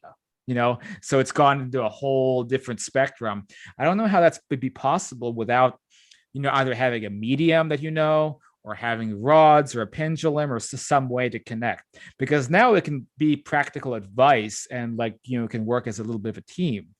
Without this, with all due respect to the spirit guide process, it's like, what is it that they can do that will, greatly assist you with your path in life, or even whether it's even emotional support, whatever it may be. It seems like when dealing with humans who are so like psychically disconnected, it really seems like a process that is futile. It's like, what are they going to do? How are they going to reach us? And it's the best thing to do, I think, is to get the rods or the pendulum, or find some way to open that communication so you can become a team, because otherwise it seems really difficult. In fact, let me just ask, I don't know, this could be a contentious issue. Lorena, do you agree with kind of what I was saying? Yeah, she agrees. Cool. Because like, Lorena, did it really suck when I didn't know you existed? No. Oh, she's like, no, it didn't suck. So she's basically saying that, one way to interpret that would be, she felt involved then, with my life. And maybe even if I didn't know it, like she had that influence, or she had that ability, even if I wasn't aware of it. So I guess, we don't fully understand how the system works, does it? Do we? Nope. I have a question. Actually, this is something that kind of, I don't know if it tripped me up, but it just caught me off guard when I was on that Flat Earther podcast. Is like, are we being communicated with via the ether? I've actually been on Clubhouse too, and like trying to understand the difference between space, time, and ether, and just kind of like digging into that. So maybe that's a question we could ask. So was it in reference to flat Earth, or just ether itself, or what is ether? Or yeah, I mean, that was the question I was asked, is like, what is the ether? And I was like, what do you mean? I was kind of like caught off guard by that. But I guess as I've started to dig a little bit to understand, it's basically a theory that is kind of the opposite of sort of like the space-time sort of Newtonian physics. So I think that the general idea of it is it's like a spirit. It's like a spiritual connection that maybe like ties. I understand though. I mean, I know what the ether theory is. So ether theory was in the 1900s. I can't remember the guy who first proposed it, but it was considered by Edison and a lot of people back then. And there's still evidence about it today. There's a book from maybe like 20 years ago called Alternative Science. Like Richard Milton is the author, and he puts up a lot of evidence about ether. And what it is that there's actually, instead of space being just blank, there is an invisible substance. So you can shoot a laser beam, and then there's a slight delay that happens, which suggests that it's instead of having a clear path as light travels, it's actually bumping against stuff. So that could very well be just the multiverse, astral plane. We call it dark matter. It's probably related to that as well. There's also Ron Pearson was a physicist who explored these concepts about where is the other side, the astral plane, all this stuff. I mean, it's different vibrational levels that are all around us simultaneously, and these are accessible through certain methods and physics properties. And for example, if a laser beam is getting, if there is something that's impeding the flow of light, then probably that's stuff on the other sides, wherever, other frequencies and layers. And yeah, it seems like it was like a kind of a way to start to begin to unfold or unravel dimensionality. When I was listening to someone talk about it, who was like a scientist, he had a lot of lofty words, but maybe a better or more straightforward question would be like, does the ether exist? I would say yes, because it has been studied on a scientific level with results, and I think it's going to fit in with dark matter in some of these. And so physicists are very aware, for example, of a dark matter spectrum, and it's not too weird to slot that in with that. But I'm not a physicist, but me either. But we are making head. There is headway. There is stuff finally crossing the threshold, and people are becoming aware of some of these higher dimensional concepts in physics. Now, as for the flat Earth people, I mean, it's great that they are looking at these like kind of hidden but true areas of physics and science. But the flat Earth concept itself, there's something very strange and psychological involving that, because the Earth isn't flat. But I mean, where is all that information coming from? Like, you're a really smart guy, Bootsy. So why were you on the fence? And the question is like, where is that info coming from? I don't really know, except it's possible certain astral domains might be, quote, flat, because they might be existing outside of space as we know it. So it's like a generated like space or a world that doesn't necessarily belong to like the physics of space or a solar system. Now, this could be some environments. It's not the typical astral Earth we go to, which is actually this world that is superimposed on top of it. So, you know, you on the astral spectrum, you can still go outside and look at the stars, the sky, because it's still essentially this Earth. But there's other types of realms that may exist which don't have a geometric shape that we think of it as. You know, it's kind of like, you know, when you think of a fantasy kingdom in the clouds, I mean, it's not a sphere, is it? You could argue it's flat. So I don't know if maybe the flat earthers are tapping into something like that. They're just confused, and they're like, you know, they have some connection to some other frequency like that, and they can't reconcile like what is what. But that's all I can think of, really. Yeah, no, that definitely makes sense. I'm on the fence because it doesn't matter to me. I'm not going, you know, to explore the crust or whatever. And if someone believes that, or if they believe the Earth, it doesn't matter to me. I still, you know, my day to day is unaffected by that. Unless you have to take an airplane flight, and then you have to, let's say, like if you want to get to Africa, it's a really long flight where the Earth is flat. Well, if I'm the pilot, all the way around. Right. If I'm the pilot, it's another story. But for me in my day to day, it's just I'm glad people ask questions. I think that's good. I encourage that. I don't encourage delusion, but at the same time, like I do encourage people to ask questions and be curious and do research. So, you know, I'm not here to tell anybody with anything really with certainty. I'm such a big fan of Robert Anton Wilson's work and the idea that, you know, we get so hung up on, you know, our paradigm or reality tunnel, and we won't let that go or even consider other options. You know, I just want to have an open dialogue with people personally. So that's kind of where I'm planning. But let's see. The chat's blowing up, but we got Harriet in here, and I'm going to let her in to see what she has to say. Let's see here. She'll be popping in any second. Welcome, Harriet, and thank you so much for hanging around, Cyrus. I really appreciate it. Yeah, it's a fun one. I can stay for a little while longer. It's almost noon here. Yeah, a little while longer. Yeah, we'll do another like 20 minutes if that works. Yeah, that's good. Hey, Harriet, you there? I think her microphone might not be active yet, but Harriet, you can also type in the chat if you can't get your microphone working. It's like a seance. Harriet, are you with us? Can you hear us? I mean, my barber is Harriet with us. Yeah, right. And my barber really made me, you know, I'm looking very seance-y, you know, and today I feel like I got the fade going on. I got the long beard, you know. I'm definitely styling for this type of event. I gotcha. I'm looking at. I'm getting a bunch of messages separately. But anyway, go on. Yeah. So Harriet is unfortunately, well, her microphone popped up, like it wasn't there before. So, I'm gonna ask her to unmute. Let's see if she can. Hello, Harriet. Sorry, okay. No, hi, it's her father. Huh? Hello. Sorry, guys, it's her father. I'm happy to listen to you all. Yeah. Thank you for coming. I'm sorry. I'm happy to listen to you all, everyone. I'll be quiet. No worries. No, did you have anything you wanted to ask or talk about? Well, if it's not too ignorant to ask, how do I know if I have a good spirit following me or something like sucking me, making me drink more?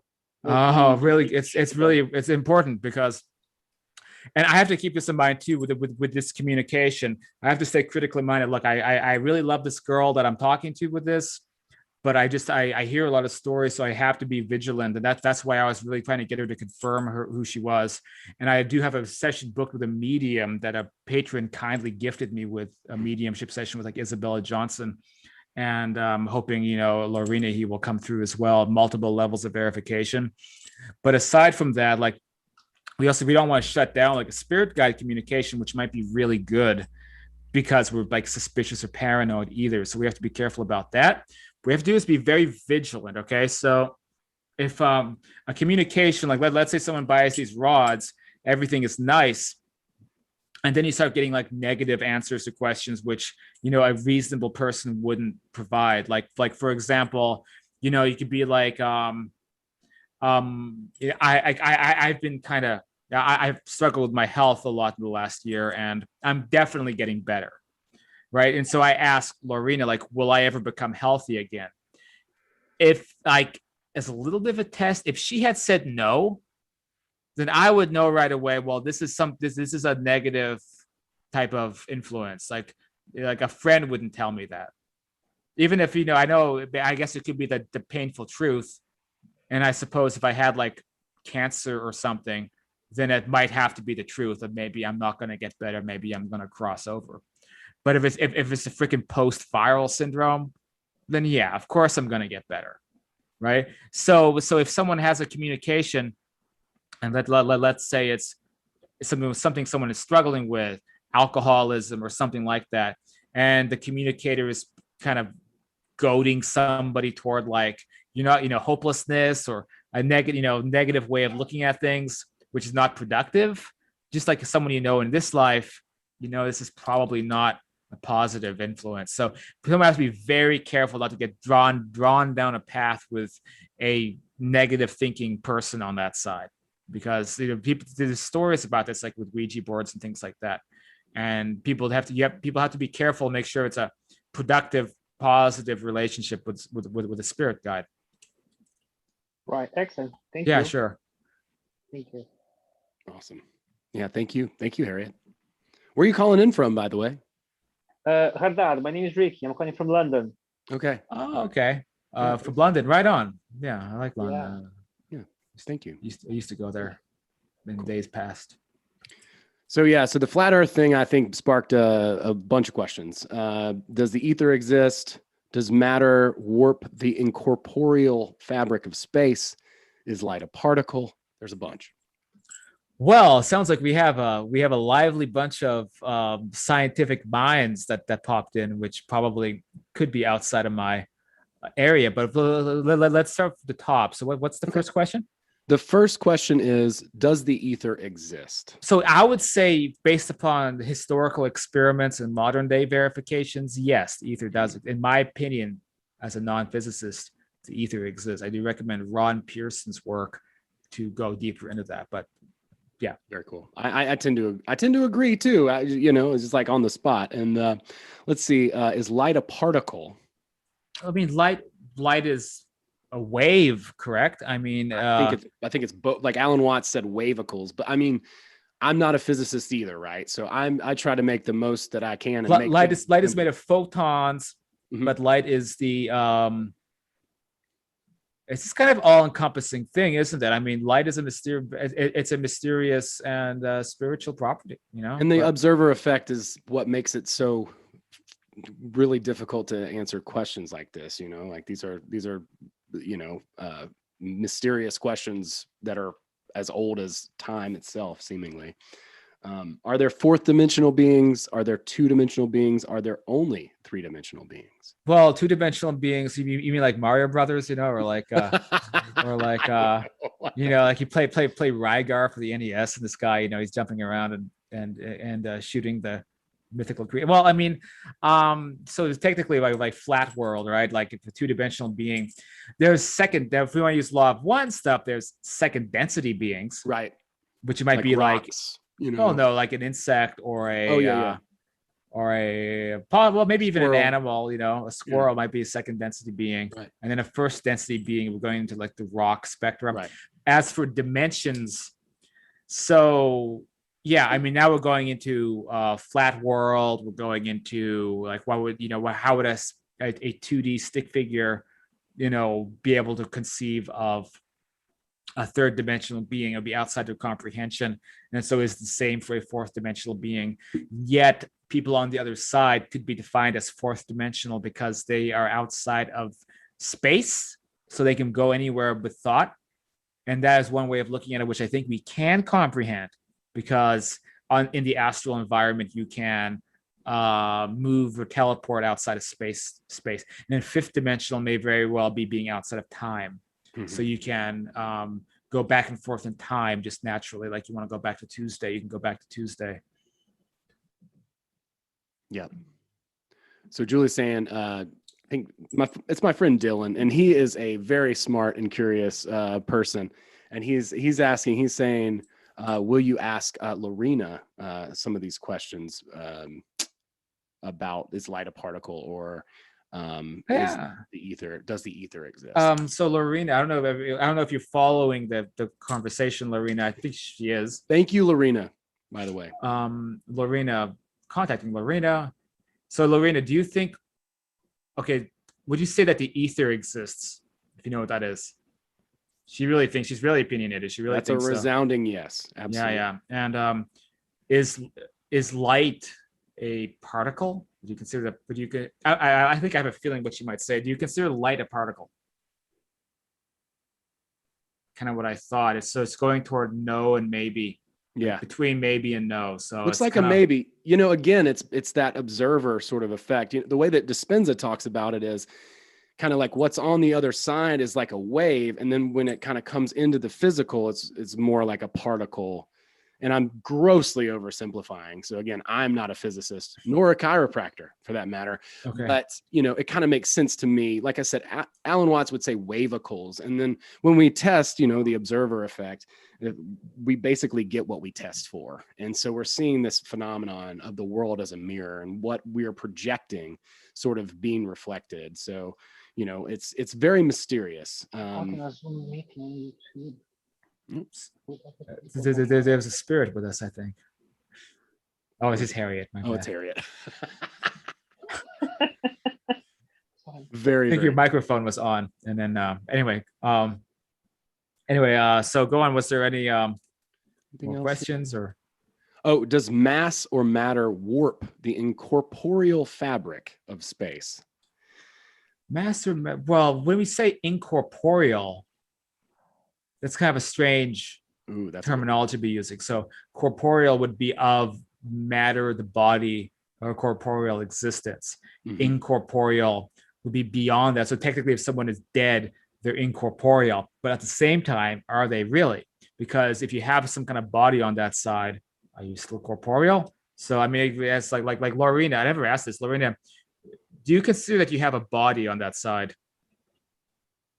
Yeah, she thinks so. Okay. So this body, like Lorena, do you have blood in your body? Yeah. Weird. And that is what I mean. I've been in the astral body. I poked myself and I've bled. So it's really like weird how all that works together. Like, why do we generate bodies? Where does biology come from? Does the universe auto-generate biology to be compatible with a soul that's housing it? I don't know. And that's the frontier. Yeah. And it's weird. A lot of people would never even believe that, like what I just asked the dowsing communicator, but I mean, I can back it up with my own experiences, so, and I don't understand it. Gotcha. No, that makes sense. I mean, as above, so below, right? Like the systems are going to be reflected or mirrored. So Julie's got her hand up. I'm going to ask you to unmute, Julie. Well, I was just thinking, I may have missed this before, but did Lorena say where she sort of resides, like on the astral, or if she plans to reincarnate? Or she communicated to me a higher astral. So it was the middle astral level, which is like where I might go when I'm out of my body. Higher spectrum, it's going to be like, it's a level like, it's a very like luminous, beautiful, hard to just put into word kind of like environments that we do hear about from people who are more advanced than me, like Jurgen, for example.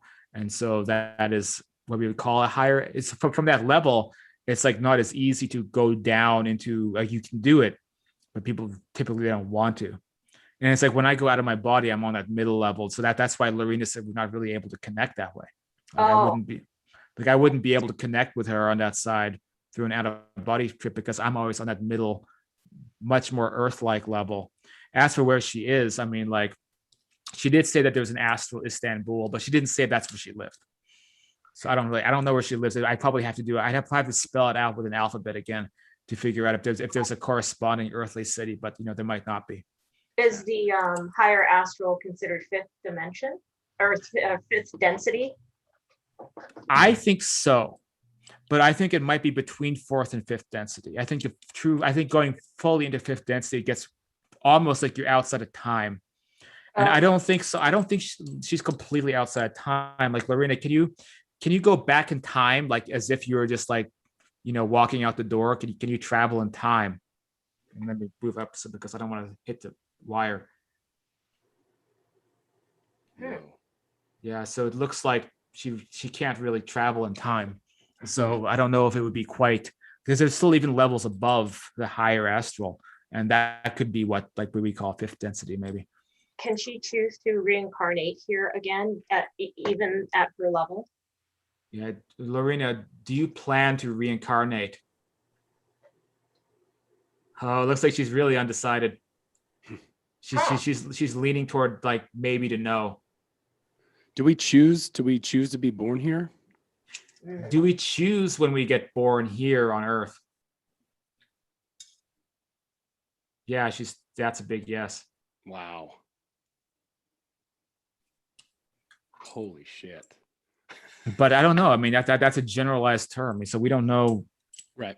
One thing for one person might not be for somebody else, Sure, absolutely. Yeah. And I'm all for, like I said, open forum. The mark of an educated mind is to entertain a thought without accepting it or rejecting it.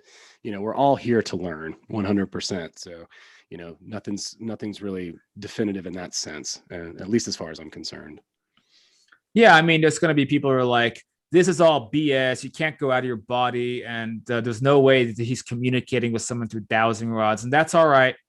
And, my group, Afterlife Topics and Metaphysics, and in case you're new here, you want to know, like, again, the YouTube channel that I have, and we even, cross put some content, between both of our channels too.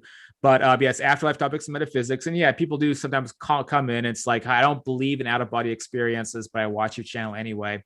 I'm like, all right, well, I mean, I'd be happy to hash it out, like why you don't believe in it. But obviously there's something interesting enough about it that you want to keep learning about the subjects, which is why you keep coming back to the channel. But it is interesting, yeah, exactly. It can be, there tends to be, even if I don't agree with it. So if someone says like out-of-body experiences are not real, I mean, I'll really disagree with that. But what I prefer, because this is also like a big rule on the Facebook group, I prefer that someone articulates their point of view in a discussion-based way. Absolutely. Because someone will sometimes come on the group and be like, there's no such thing as an afterlife and you're all deluded. Of course, I'll ban that person. Right. But if someone's like, I don't believe in an afterlife yet because I read a book by, here's the one, like even Alan Watts was like, he's like, when you die, you sleep forever. And I mean, I just don't understand like how he got to that conclusion.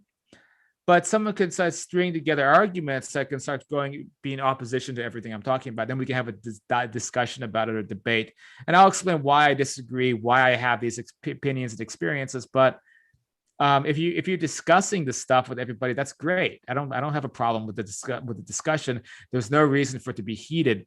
But then sometimes we get to people on the channel and on the group who do come in an adversarial position, and it's I mean I'm not perfect. I'm sure that I've caused problems in the past too. But most of the time, like when the confrontation happens, because someone comes in with like fist swinging. Yeah. And I don't understand, like, and this happens a lot with the so-called skeptic community. I call it the pseudo-skeptic community. Yeah. But these communities that are like basically they're materialist ideologues, mm-hmm. and they come in with fist swinging, to not only say that these topics don't exist, but the people talking about them are scammers and con artists. Right. And I will tell you one thing. Like, if I was a con artist, I'm the least efficient one of all time, because I'm sure I kind of do my own thing. Like I edit books. I'm an editor. I sometimes teach English. I do all, patrons help support the channel. But if I gave up all this afterlife stuff and went back to like, a corporate job, like I'd be freaking making six figures. Like I'm kind of like, the impoverished monk at this point, walking a spiritual path, and patrons help me keep some food on the table. But the con artist's argument, like so often, it just doesn't make any sense. But we get people coming in, like anyone who's a medium, anyone who has experiences, anyone who has thoughts about this subject, it's all this big elaborate scam. And that kind of shows like maybe the person saying this has some kind of unresolved problem, or paranoia, or a cynical view of other people. I don't know. Anyway, that's enough out of me about that. No, I relate to you a lot on that. Like I've done a lot of my work too, and just I've worked really hard to try to share some information that might help people. And if it does, great. And if it doesn't, that's okay too. I didn't up until now really go into all of this. I was a TV producer, so I was making a lot more money, casting prank shows than before I started doing all this stuff. We've got a couple other questions, if you don't mind. I know we're getting pretty close to the top of the hour. Yeah, it's okay. It's not a big deal. We can, keep going. Thank you so much, man. I really, really appreciate it. Yeah, because I'm having fun. So, probably like 12:30, I should get out of here and walk the dog. But okay, yeah, we'll wrap it up. We'll wrap it up before that. I think for sure. So should humans eat meat? Is a question. I mean, in my mind, there's big issues with the cruel farming systems, which it's a big issue. Mm-hmm. On a spiritual vantage point, if you're raising animals and you kill one and everyone gets fed, there's a possibility that that animal that you slaughtered might be hanging around you as if it was like a pet, and has no issues with the fact that you took its life, because animals are closely connected to us as well on that side. And it's very possible that, everyone loves a cow that's in the farm, and then you take its life and it provides food for everybody. And the cow is, on the astral spectrum again as a cow, doing whatever cows might do on the astral spectrum, which is probably very similar to what they do on this spectrum, which is, kind of lumber around and eat grass and be cute. It might not necessarily be, because death isn't always a negative thing. Now, the farming operations is a whole different thing, because there's, it's a strange thing, isn't it? Now, for me, it's like if I go vegan or vegetarian, I lose a lot of energy, and I have a lot of like, gradual health issues. So now we're in a strange and difficult situation that I think just relates to the overall imbalances of the earth and what we may be forced to have to do. But I mean, I could ask Lorena if she eats meat. I'm pretty sure the answer is going to be either no, or when she does, it's replicated meat. So on that side, you can replicate materials without, you don't have to kill an animal. So, but I know that through my own studies and experiences. And so Earth is a very chaotic and very primitive environment. Very, very, it's like Dolores Cannon's communicators have said before. It's like the SHIT hole of the universe. And coming here is a freaking, like, you gotta be brave or insane, or maybe you were sent here as in the prison theories, but yeah. Well, I mean, speaking of that, Britta, I love your question. This is great. Are aliens like the Pleiadians and reptilians real? In my opinion, yes. There's a lot of literature about those things from certain insiders, as well as communications on astral spectrums with, those countless ET races that are just, in our particular sphere of influence on this planet. And I was thinking, like, I really like, even though it's really wild, but I know when people are telling the truth, I really like the testimonies of Tony Rodriguez and his experiences of basically being a slave for a secret space program. And he talks about his experiences, face to face with reptilian types of entities. And some of this may be happening on an astral level or not even happening in this particular plane of existence. And I do think that that can happen too. I think a lot of them exist on the other side. And that's why it's so intangible, impermanent on this side. Like why some people might see an ET like pop into their home and then it's gone, because it exists on that side. And so ultimately they do exist. How closely connected that spectrum is to this existence and this reality, I don't know. It may even be that they're barely here at all, except they on a intangible basis, or abduction experiences, which are really in your astral body, not even in your physical body. So there's a lot of components like that. So it's not so cut and dry where it's like, ooh, the queen is a reptile, says David Icke. It's not so cut and dry like that. That makes sense. And then Britta asks, do we keep our identity after we die, or do we keep changing our identities, name, gender, nationality, etc.? Yeah, I mean, those identity level things, I think that, for example, like this guide I'm communicating with is the same identity that she had on Earth.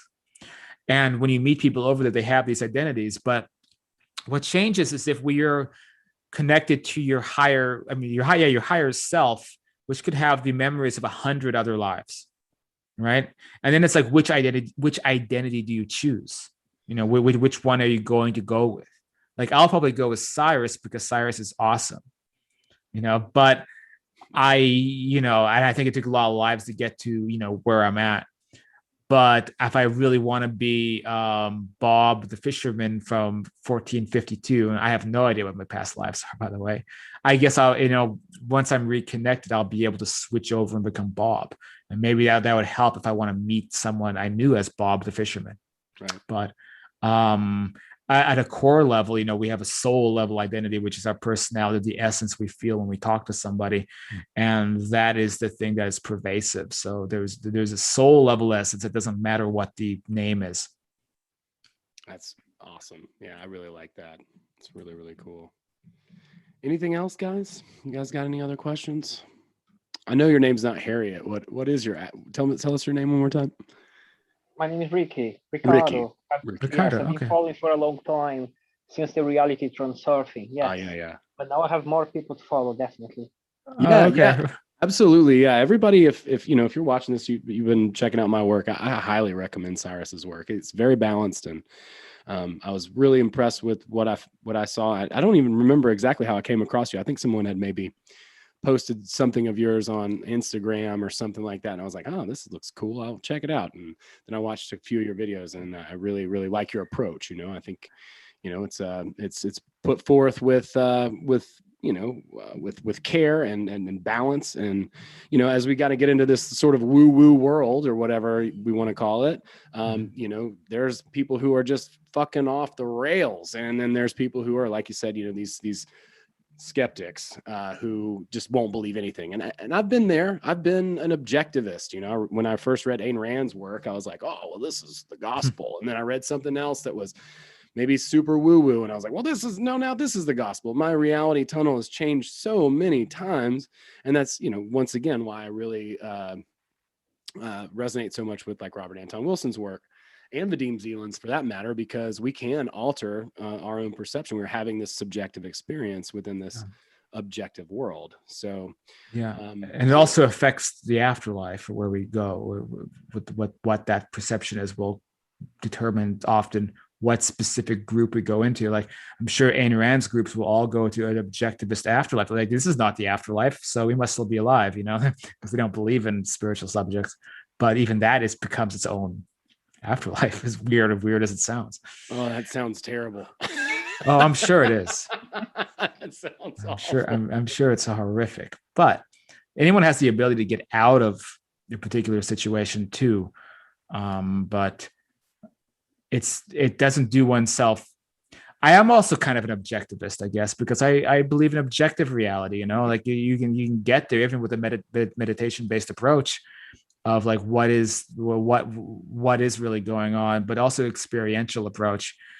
But understanding the subjective type of thing, you can choose to go into a subjective world if that serves your creative purpose. If that might, we all have a different creative purpose. And We have to be very careful in this field of people enforcing their subjective will or view of reality on other people. Same with politics. We don't want to talk about politics too much. I try never to bring it up. But if someone is like, I told you before, I've been to North Korea. I've been to North Korea in this world, and I've been to North Korea on the astral plane. And I attended a speech by Kim Jong-il, who's deceased here. And those people, that's a cult. It's a giant cult. Mm-hmm. And it's a cult here, and it's furious and terrifying here. On that side, it's kind of like all this bottled up energy, but they don't have the ability to impose their will on people because they're their own, isolated type of environment, and they're actually it's a lot better on that side. I'll tell you that. But it's still, that type of it. Yeah, it's still that environment which is dangerous, in the sense that, people, if you give consent, and to look back to my spheres of consciousness that we talked about at the beginning of the show, if it's the powers of consent. So if you give consent, and especially if you don't know you've given consent, you can fall into those types of places, right? Someone here who, if you don't want to join the North Korean soul collective group, then don't become like, ooh, I love Juche philosophy and Kim Jong-il. As soon as you're like giving attention to it, it's like you're giving it kind of consent to it. Like if you're giving positive attention, like I'm aligning myself to it. I mean, what's the worst that could happen? Reincarnated into North Korea? Trust me, you don't want that to happen because it's, unless you want to learn from being in the most extreme levels of suffering imaginable. But that's the spiritual warfare. And that's just one example of one soul group collective that manifests on this earth and in other frequencies. But there's, of course, many others. Man, that's really well put. We got Julie's got her hand up. I'm going to ask her to unmute and go right ahead, Julie, whenever you're ready. I just have so many questions, but I was wondering, Cyrus, if there is a question that you personally have of the universe that you've never really gotten the answer to, or a couple of them.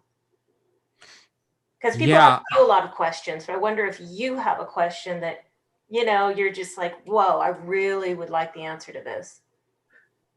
Some things maybe are beyond being able to get the answer to, and that's part of having to just because there's a certain issues concerning things that are outside of like our own mental abilities, like concerning topics like infinity, concerning topics that everything that has ever existed or could ever exist does exist, yet is linked back to a central source consciousness that has created every individual consciousness that could ever possibly exist. And yet that number is infinite, yet each individual consciousness is a separate and unique identity. So that's a contradiction. How is it there's not a finite number of souls? Because you almost on a logical level, there needs to be a finite level, even if that number is incomprehensible. But is it really infinite? I don't know. So I guess that's the thing that I don't understand. Well, yeah, I don't know about y'all, but my brain just kind of blew up with you talking about it. And my other really thing that I always wonder is why. Like, I really want to know why entity spirits reincarnate here. Like you said, it's the crap hole of the universe. I'm baffled by it personally. I'm going to I'll give a big shout out to, look, I really strongly recommend for people not to go down like the paranoid rabbit hole of like, the light is a soul trap and we're forced to reincarnate again and again and again and again forever until we can escape and go to Jupiter, or whatever this process is that was cooked up via channeling and not really objective information. So I strongly suggest to be careful of going down a fear-based path, but I also think they're onto something, because it also confirms some of my interpretations or experiences concerning people joining soul groups, being pressured into, or even if you've given consent ahead of time, forced into having to reincarnate in order to keep a system going. I mentioned North Korea as an example, but that's a good example also, because when you are stuck in a system where it's like you have to have complete loyalty to the party, And that party is operating on a higher spectrum as well, and it wants souls that are loyal to it to keep coming back into the earth again and again. It's like you've joined a collective that's going to make you keep coming back again and again. You know, you're going to be stuck as a prisoner, and this could be happening on other levels as well. So it's very important when people cross over to not listen to any entity that's telling you to reincarnate. Not, you know, to be very skeptical of any authoritarian groups that are trying to tell you, like, we are your religious figure, you must do what we tell you to do. Because I think there's a lot of ways that people get duped into coming back here. And then there's people who come back on a mission to help the world.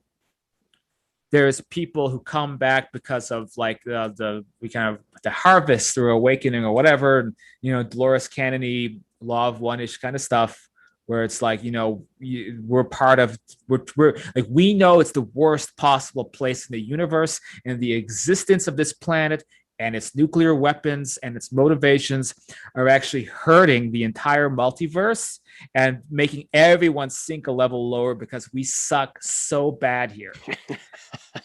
Because like the level of suck that we have, we're so incomprehensibly bad, even though we have beautiful cultures, and with like the Japanese culture, it's so beautiful, or, you know, South American cultures, Africa, like it's so much beautiful stuff, but it's so corrupted. And so there's many people who come to deal with that. And then finally, there's people, I think, who are like going through a boot camp here because they know that you get a level of maturity and strength coming here that other people don't come here. Keep in mind, it's not just incarnation here, it's incarnation into the Earth-like astral spectrum. So let's say you're a formless orb of light, and you want to get to the astral spectrum of Earth, which is like here, but it doesn't suck. And all the beautiful cultures and people and foods and ideas and philosophy and history and all that stuff is on the astral spectrum. First, you have to incarnate into the physical body here to get the astral body. And so if you want to get to there, you have to come through here first. And that's a really, you know, nasty process. But if you're a little orb of light floating around and you're like, well, what identity, what soul group, what planet am I going to come into? You might really, really like Earth, and you might really like the astral version of this planet. How do you get to that astral version? You have to come through here, and that's how you get the astral body to be able to live in this portion of the multiverse. So how does that fit in with the law of one? And do you think the Earth is on a trajectory of becoming a fourth density positive or negative?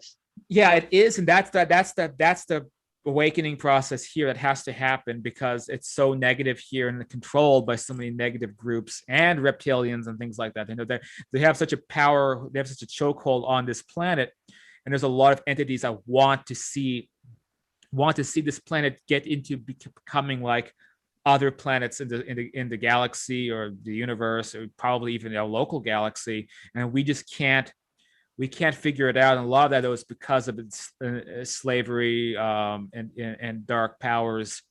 And it's really, really important for everybody that this planet, if not fourth density, you know, 3.2 density, like we need to just get out of the level we're at right now, and that's in process of happening. And it's somewhat of a subtle process, but that is happening. It has to be done, and if it doesn't get done, it's going to bring everyone else down. That's why it's so important. So is the Earth a third? So I guess the Earth right now would be considered a third density neutral, because it's not positive or negative yet. I guess I'm just trying to apply. That is a good way. There's definitely factions that are more service to self here, you know. So I mean, and the thing of ruling entities, because as we learn, you can be of a service to self path and actually raise all the way up to like fourth higher level density, even as service to self. This is why there can be interdimensional evil entities. There can be entities that are more powerful in their mind and their ability to be on the astral spectrum, maybe even the higher astral spectrum, and yet still be aligned to what we would define as evil. Yeah, and those are the things that can have the power over a whole society. especially a weaker society. But when you go past a certain point, it's no longer compatible with service to self. And then, that this is why, like, let's say a reptilian entity that's fourth density thinks it's the most evolved and powerful entity of all time, but then a fifth density being is going to laugh at it. But the reptilian can't get beyond where it's at, even though it's like light years more advanced and powerful than a human is. There's entities light years more advanced than that entity is. And that reptilian stuck in its ego doesn't realize that. But we have to ultimately work it out. The higher density beings can't come in here and fix all our problems for us, because it goes back again to concepts of free will and non-interference. So that's the situation, and it sucks. But that is, why people are doing what they're doing here. I like to think of, actually, this isn't my thought. It was a friend of mine who I consider, really, really close friend of mine. But, we were talking one night and he said, if let's say, and I don't mean to get biblical here, but if the mercy of God is unending, then it would have to be tested, wouldn't it? Yeah, I think that there's the Luciferian group souls, one way to call it, and that the spectrum of controlled or measured evil or chaos, does serve a purpose. I mean, every single film. What would the Lord of the Rings be without a Sauron? Exactly. Like it has to be conflict. Mm-hmm. It'd be the story of some hobbits eating and drinking and being merry. And that wouldn't have been a good story, would it? So it's boring as shit. Yeah, and maybe Sauron knew this or knows this, because Sauron would be the example of like a fourth to higher density being that's still on the evil spectrum. I'm not going to say like what's evil is not evil, because that goes back to that same right. I'm not either of moral relativism, right? But it's also possible for an advanced like Luciferian group soul evil entity. Again, look at the dark sorcerer archetype on my little chart I made, for something to be in that area, skirting around the negative karma by operating in this area of free will, but knowing that it's kind of serving chaos, or it's serving its own selfish intent. And then we're going to see what the end goal of that is. But in doing that, it might be aware that it's bringing a level of enlightenment to everybody else at the same time. So kind of like a negative entity, or a dark angel is a better way to put it. A dark angel archetype. So that could be, like, metaphorically speaking, Sauron. And I think sometimes we have to be challenged in order to take those next steps, in order to really grow too, as whatever it is that we're here, doing. If we didn't have any challenges, if we didn't have anything that sort of sparked us to change, to grow, then we might not grow, like we just might not. So I feel like that test, and again, I'm on the same page with you. I don't think I'm not going back to like some solipsistic thing, but I do think that there are catalysts that, kind of help, like it, and it really depends on how we react to these situations as well. It's up to us to take a positive action when we're faced with difficulty. And I think that's part of why we're here to learn unconditional love, right? And that has to be tested if it's unconditional. And I think that dance happening so long as we have some of the left-hand path, individual consciousness, and the unity consciousness, when someone's individual consciousness is getting a little bit imposing on other people. This is part of the dance that I think happens in life. And we see that dance all the time. Every day we go to work, whatever the case may be. And I think that dance is good for us. But then there's the extreme, where when you have the Holocaust or something, like things that just get completely out of control. And the place that no one wants to be is hell. So, I mean, like, if you look at that chart, below even a gray spectrum, you go into pure black, kind of like service to self, individual aid consciousness that just gets so corrupted, and people who are damaging other people's free will so badly that they're in a spectrum of extreme self-hatred and shame. And that's down there in that lowest black spectrum of what we would call evil. And this creates negative astral worlds, like there's a great book called Vistas of Infinity by Jürgen Zivas, Jurgen, and he's one of the greatest out-of-body explorers of all time. And so he has been into the hell spectrum. And this is a point where that's game over. But it's not to say you can't get out of it. You can get out of that. But to get out of that, you're going to be in a really broken, easy to manipulate state of consciousness, which I call the damaged karmic consciousness on the right side, where it's just, even though time is not linear and is not like we think it is, you're stuck in these levels of vibration, and time is going to feel very linear, and you're going to be stuck in this state for, what could be millions of years.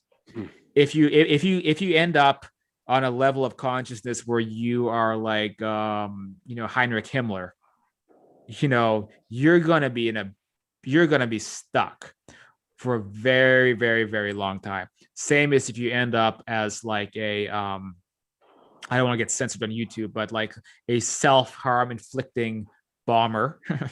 And this is what Jurgen discovered, like you give up your own life just to inflict chaos and destruction against other people. Like, you're going to end up on astral spectrums, which are not pretty. And it's going to take endless work from your guides and everyone else to help get you out of that condition. And it sucks. So we, as a collective humanity, we don't want to end up on that spectrum, because there's forces that there's evil forces, I think, that would be happy to put humanity and everything, take it all down to that level. And that is the part, I think that is the spiritual war. That is where there's even some, possible accuracies with biblical ideas, but maybe only a few.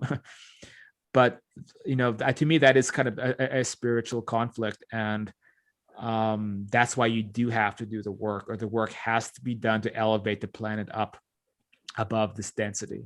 Because if you don't, and if you give power, let's say, to like fourth density negative entities, then they'd be happy to see the whole planet plunge into that dark spectrum while they're over here controlling all of them. So we don't want that to happen. We don't want the destruction of humanity or the galaxy or the universe to happen. So that's why people have to do work.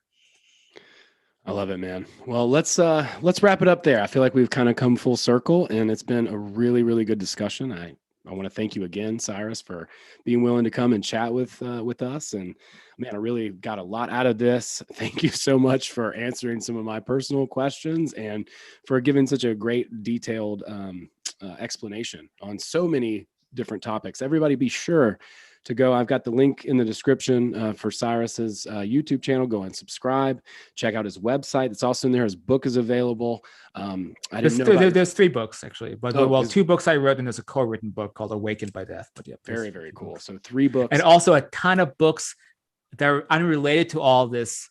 Like, I have a book called How to Quit Your Job and a book called How to Make Money While Traveling. All that stuff is well, maybe it's not completely unrelated because it's all interwoven, but that was my old writing days. But I brought all this up to the surface. And so so the big, thick, real books that are published, sometimes even sometimes you'll find Understanding Life After Death at Barnes and Noble. So it's possible on the shelf in the what is it? The esoteric studies aisle. They have one. You might find my books there, but you can also just order it at the counter if people still use Barnes and Noble. I don't know. Anyway, go on. Yeah, absolutely. Just be sure to check out in your Facebook group is also the same name, Afterlife Topics. Afterlife Topics and Metaphysics. And we have a Reddit group. It's smaller, Afterlife Topics. And there's a MeWe group, which is like life after death discussion. Awesome. Fantastic. Well, thank you again. I've got a couple of those links in there. I'll add some more after this chat. And I really want to thank everybody out there for coming and hanging out with us, asking questions and engaging. Blessings to each and every one of you. Much, much, much, much love. Hit me up. Let me know what you want to see, and I'll see if I can cultivate that for you. I also have a Discord group. Please hit me up about that. A Facebook group as well, which is absolutely free. Be sure to go and check that out. And keep in touch. And thanks again, everybody, so very much for hanging out today. We'll see. Thank you, Bootsy. And I'll be sure to get the link out there to my groups as well. So be sure to subscribe to Bootsy's channel if you're here from there. And so great. And thank you. And we'll be in touch, and feel free. Maybe I'll see you around. If I don't know if you use Facebook, probably not, because it's a shill site. But if you do, come by the Facebook group. I definitely do. I do use Facebook.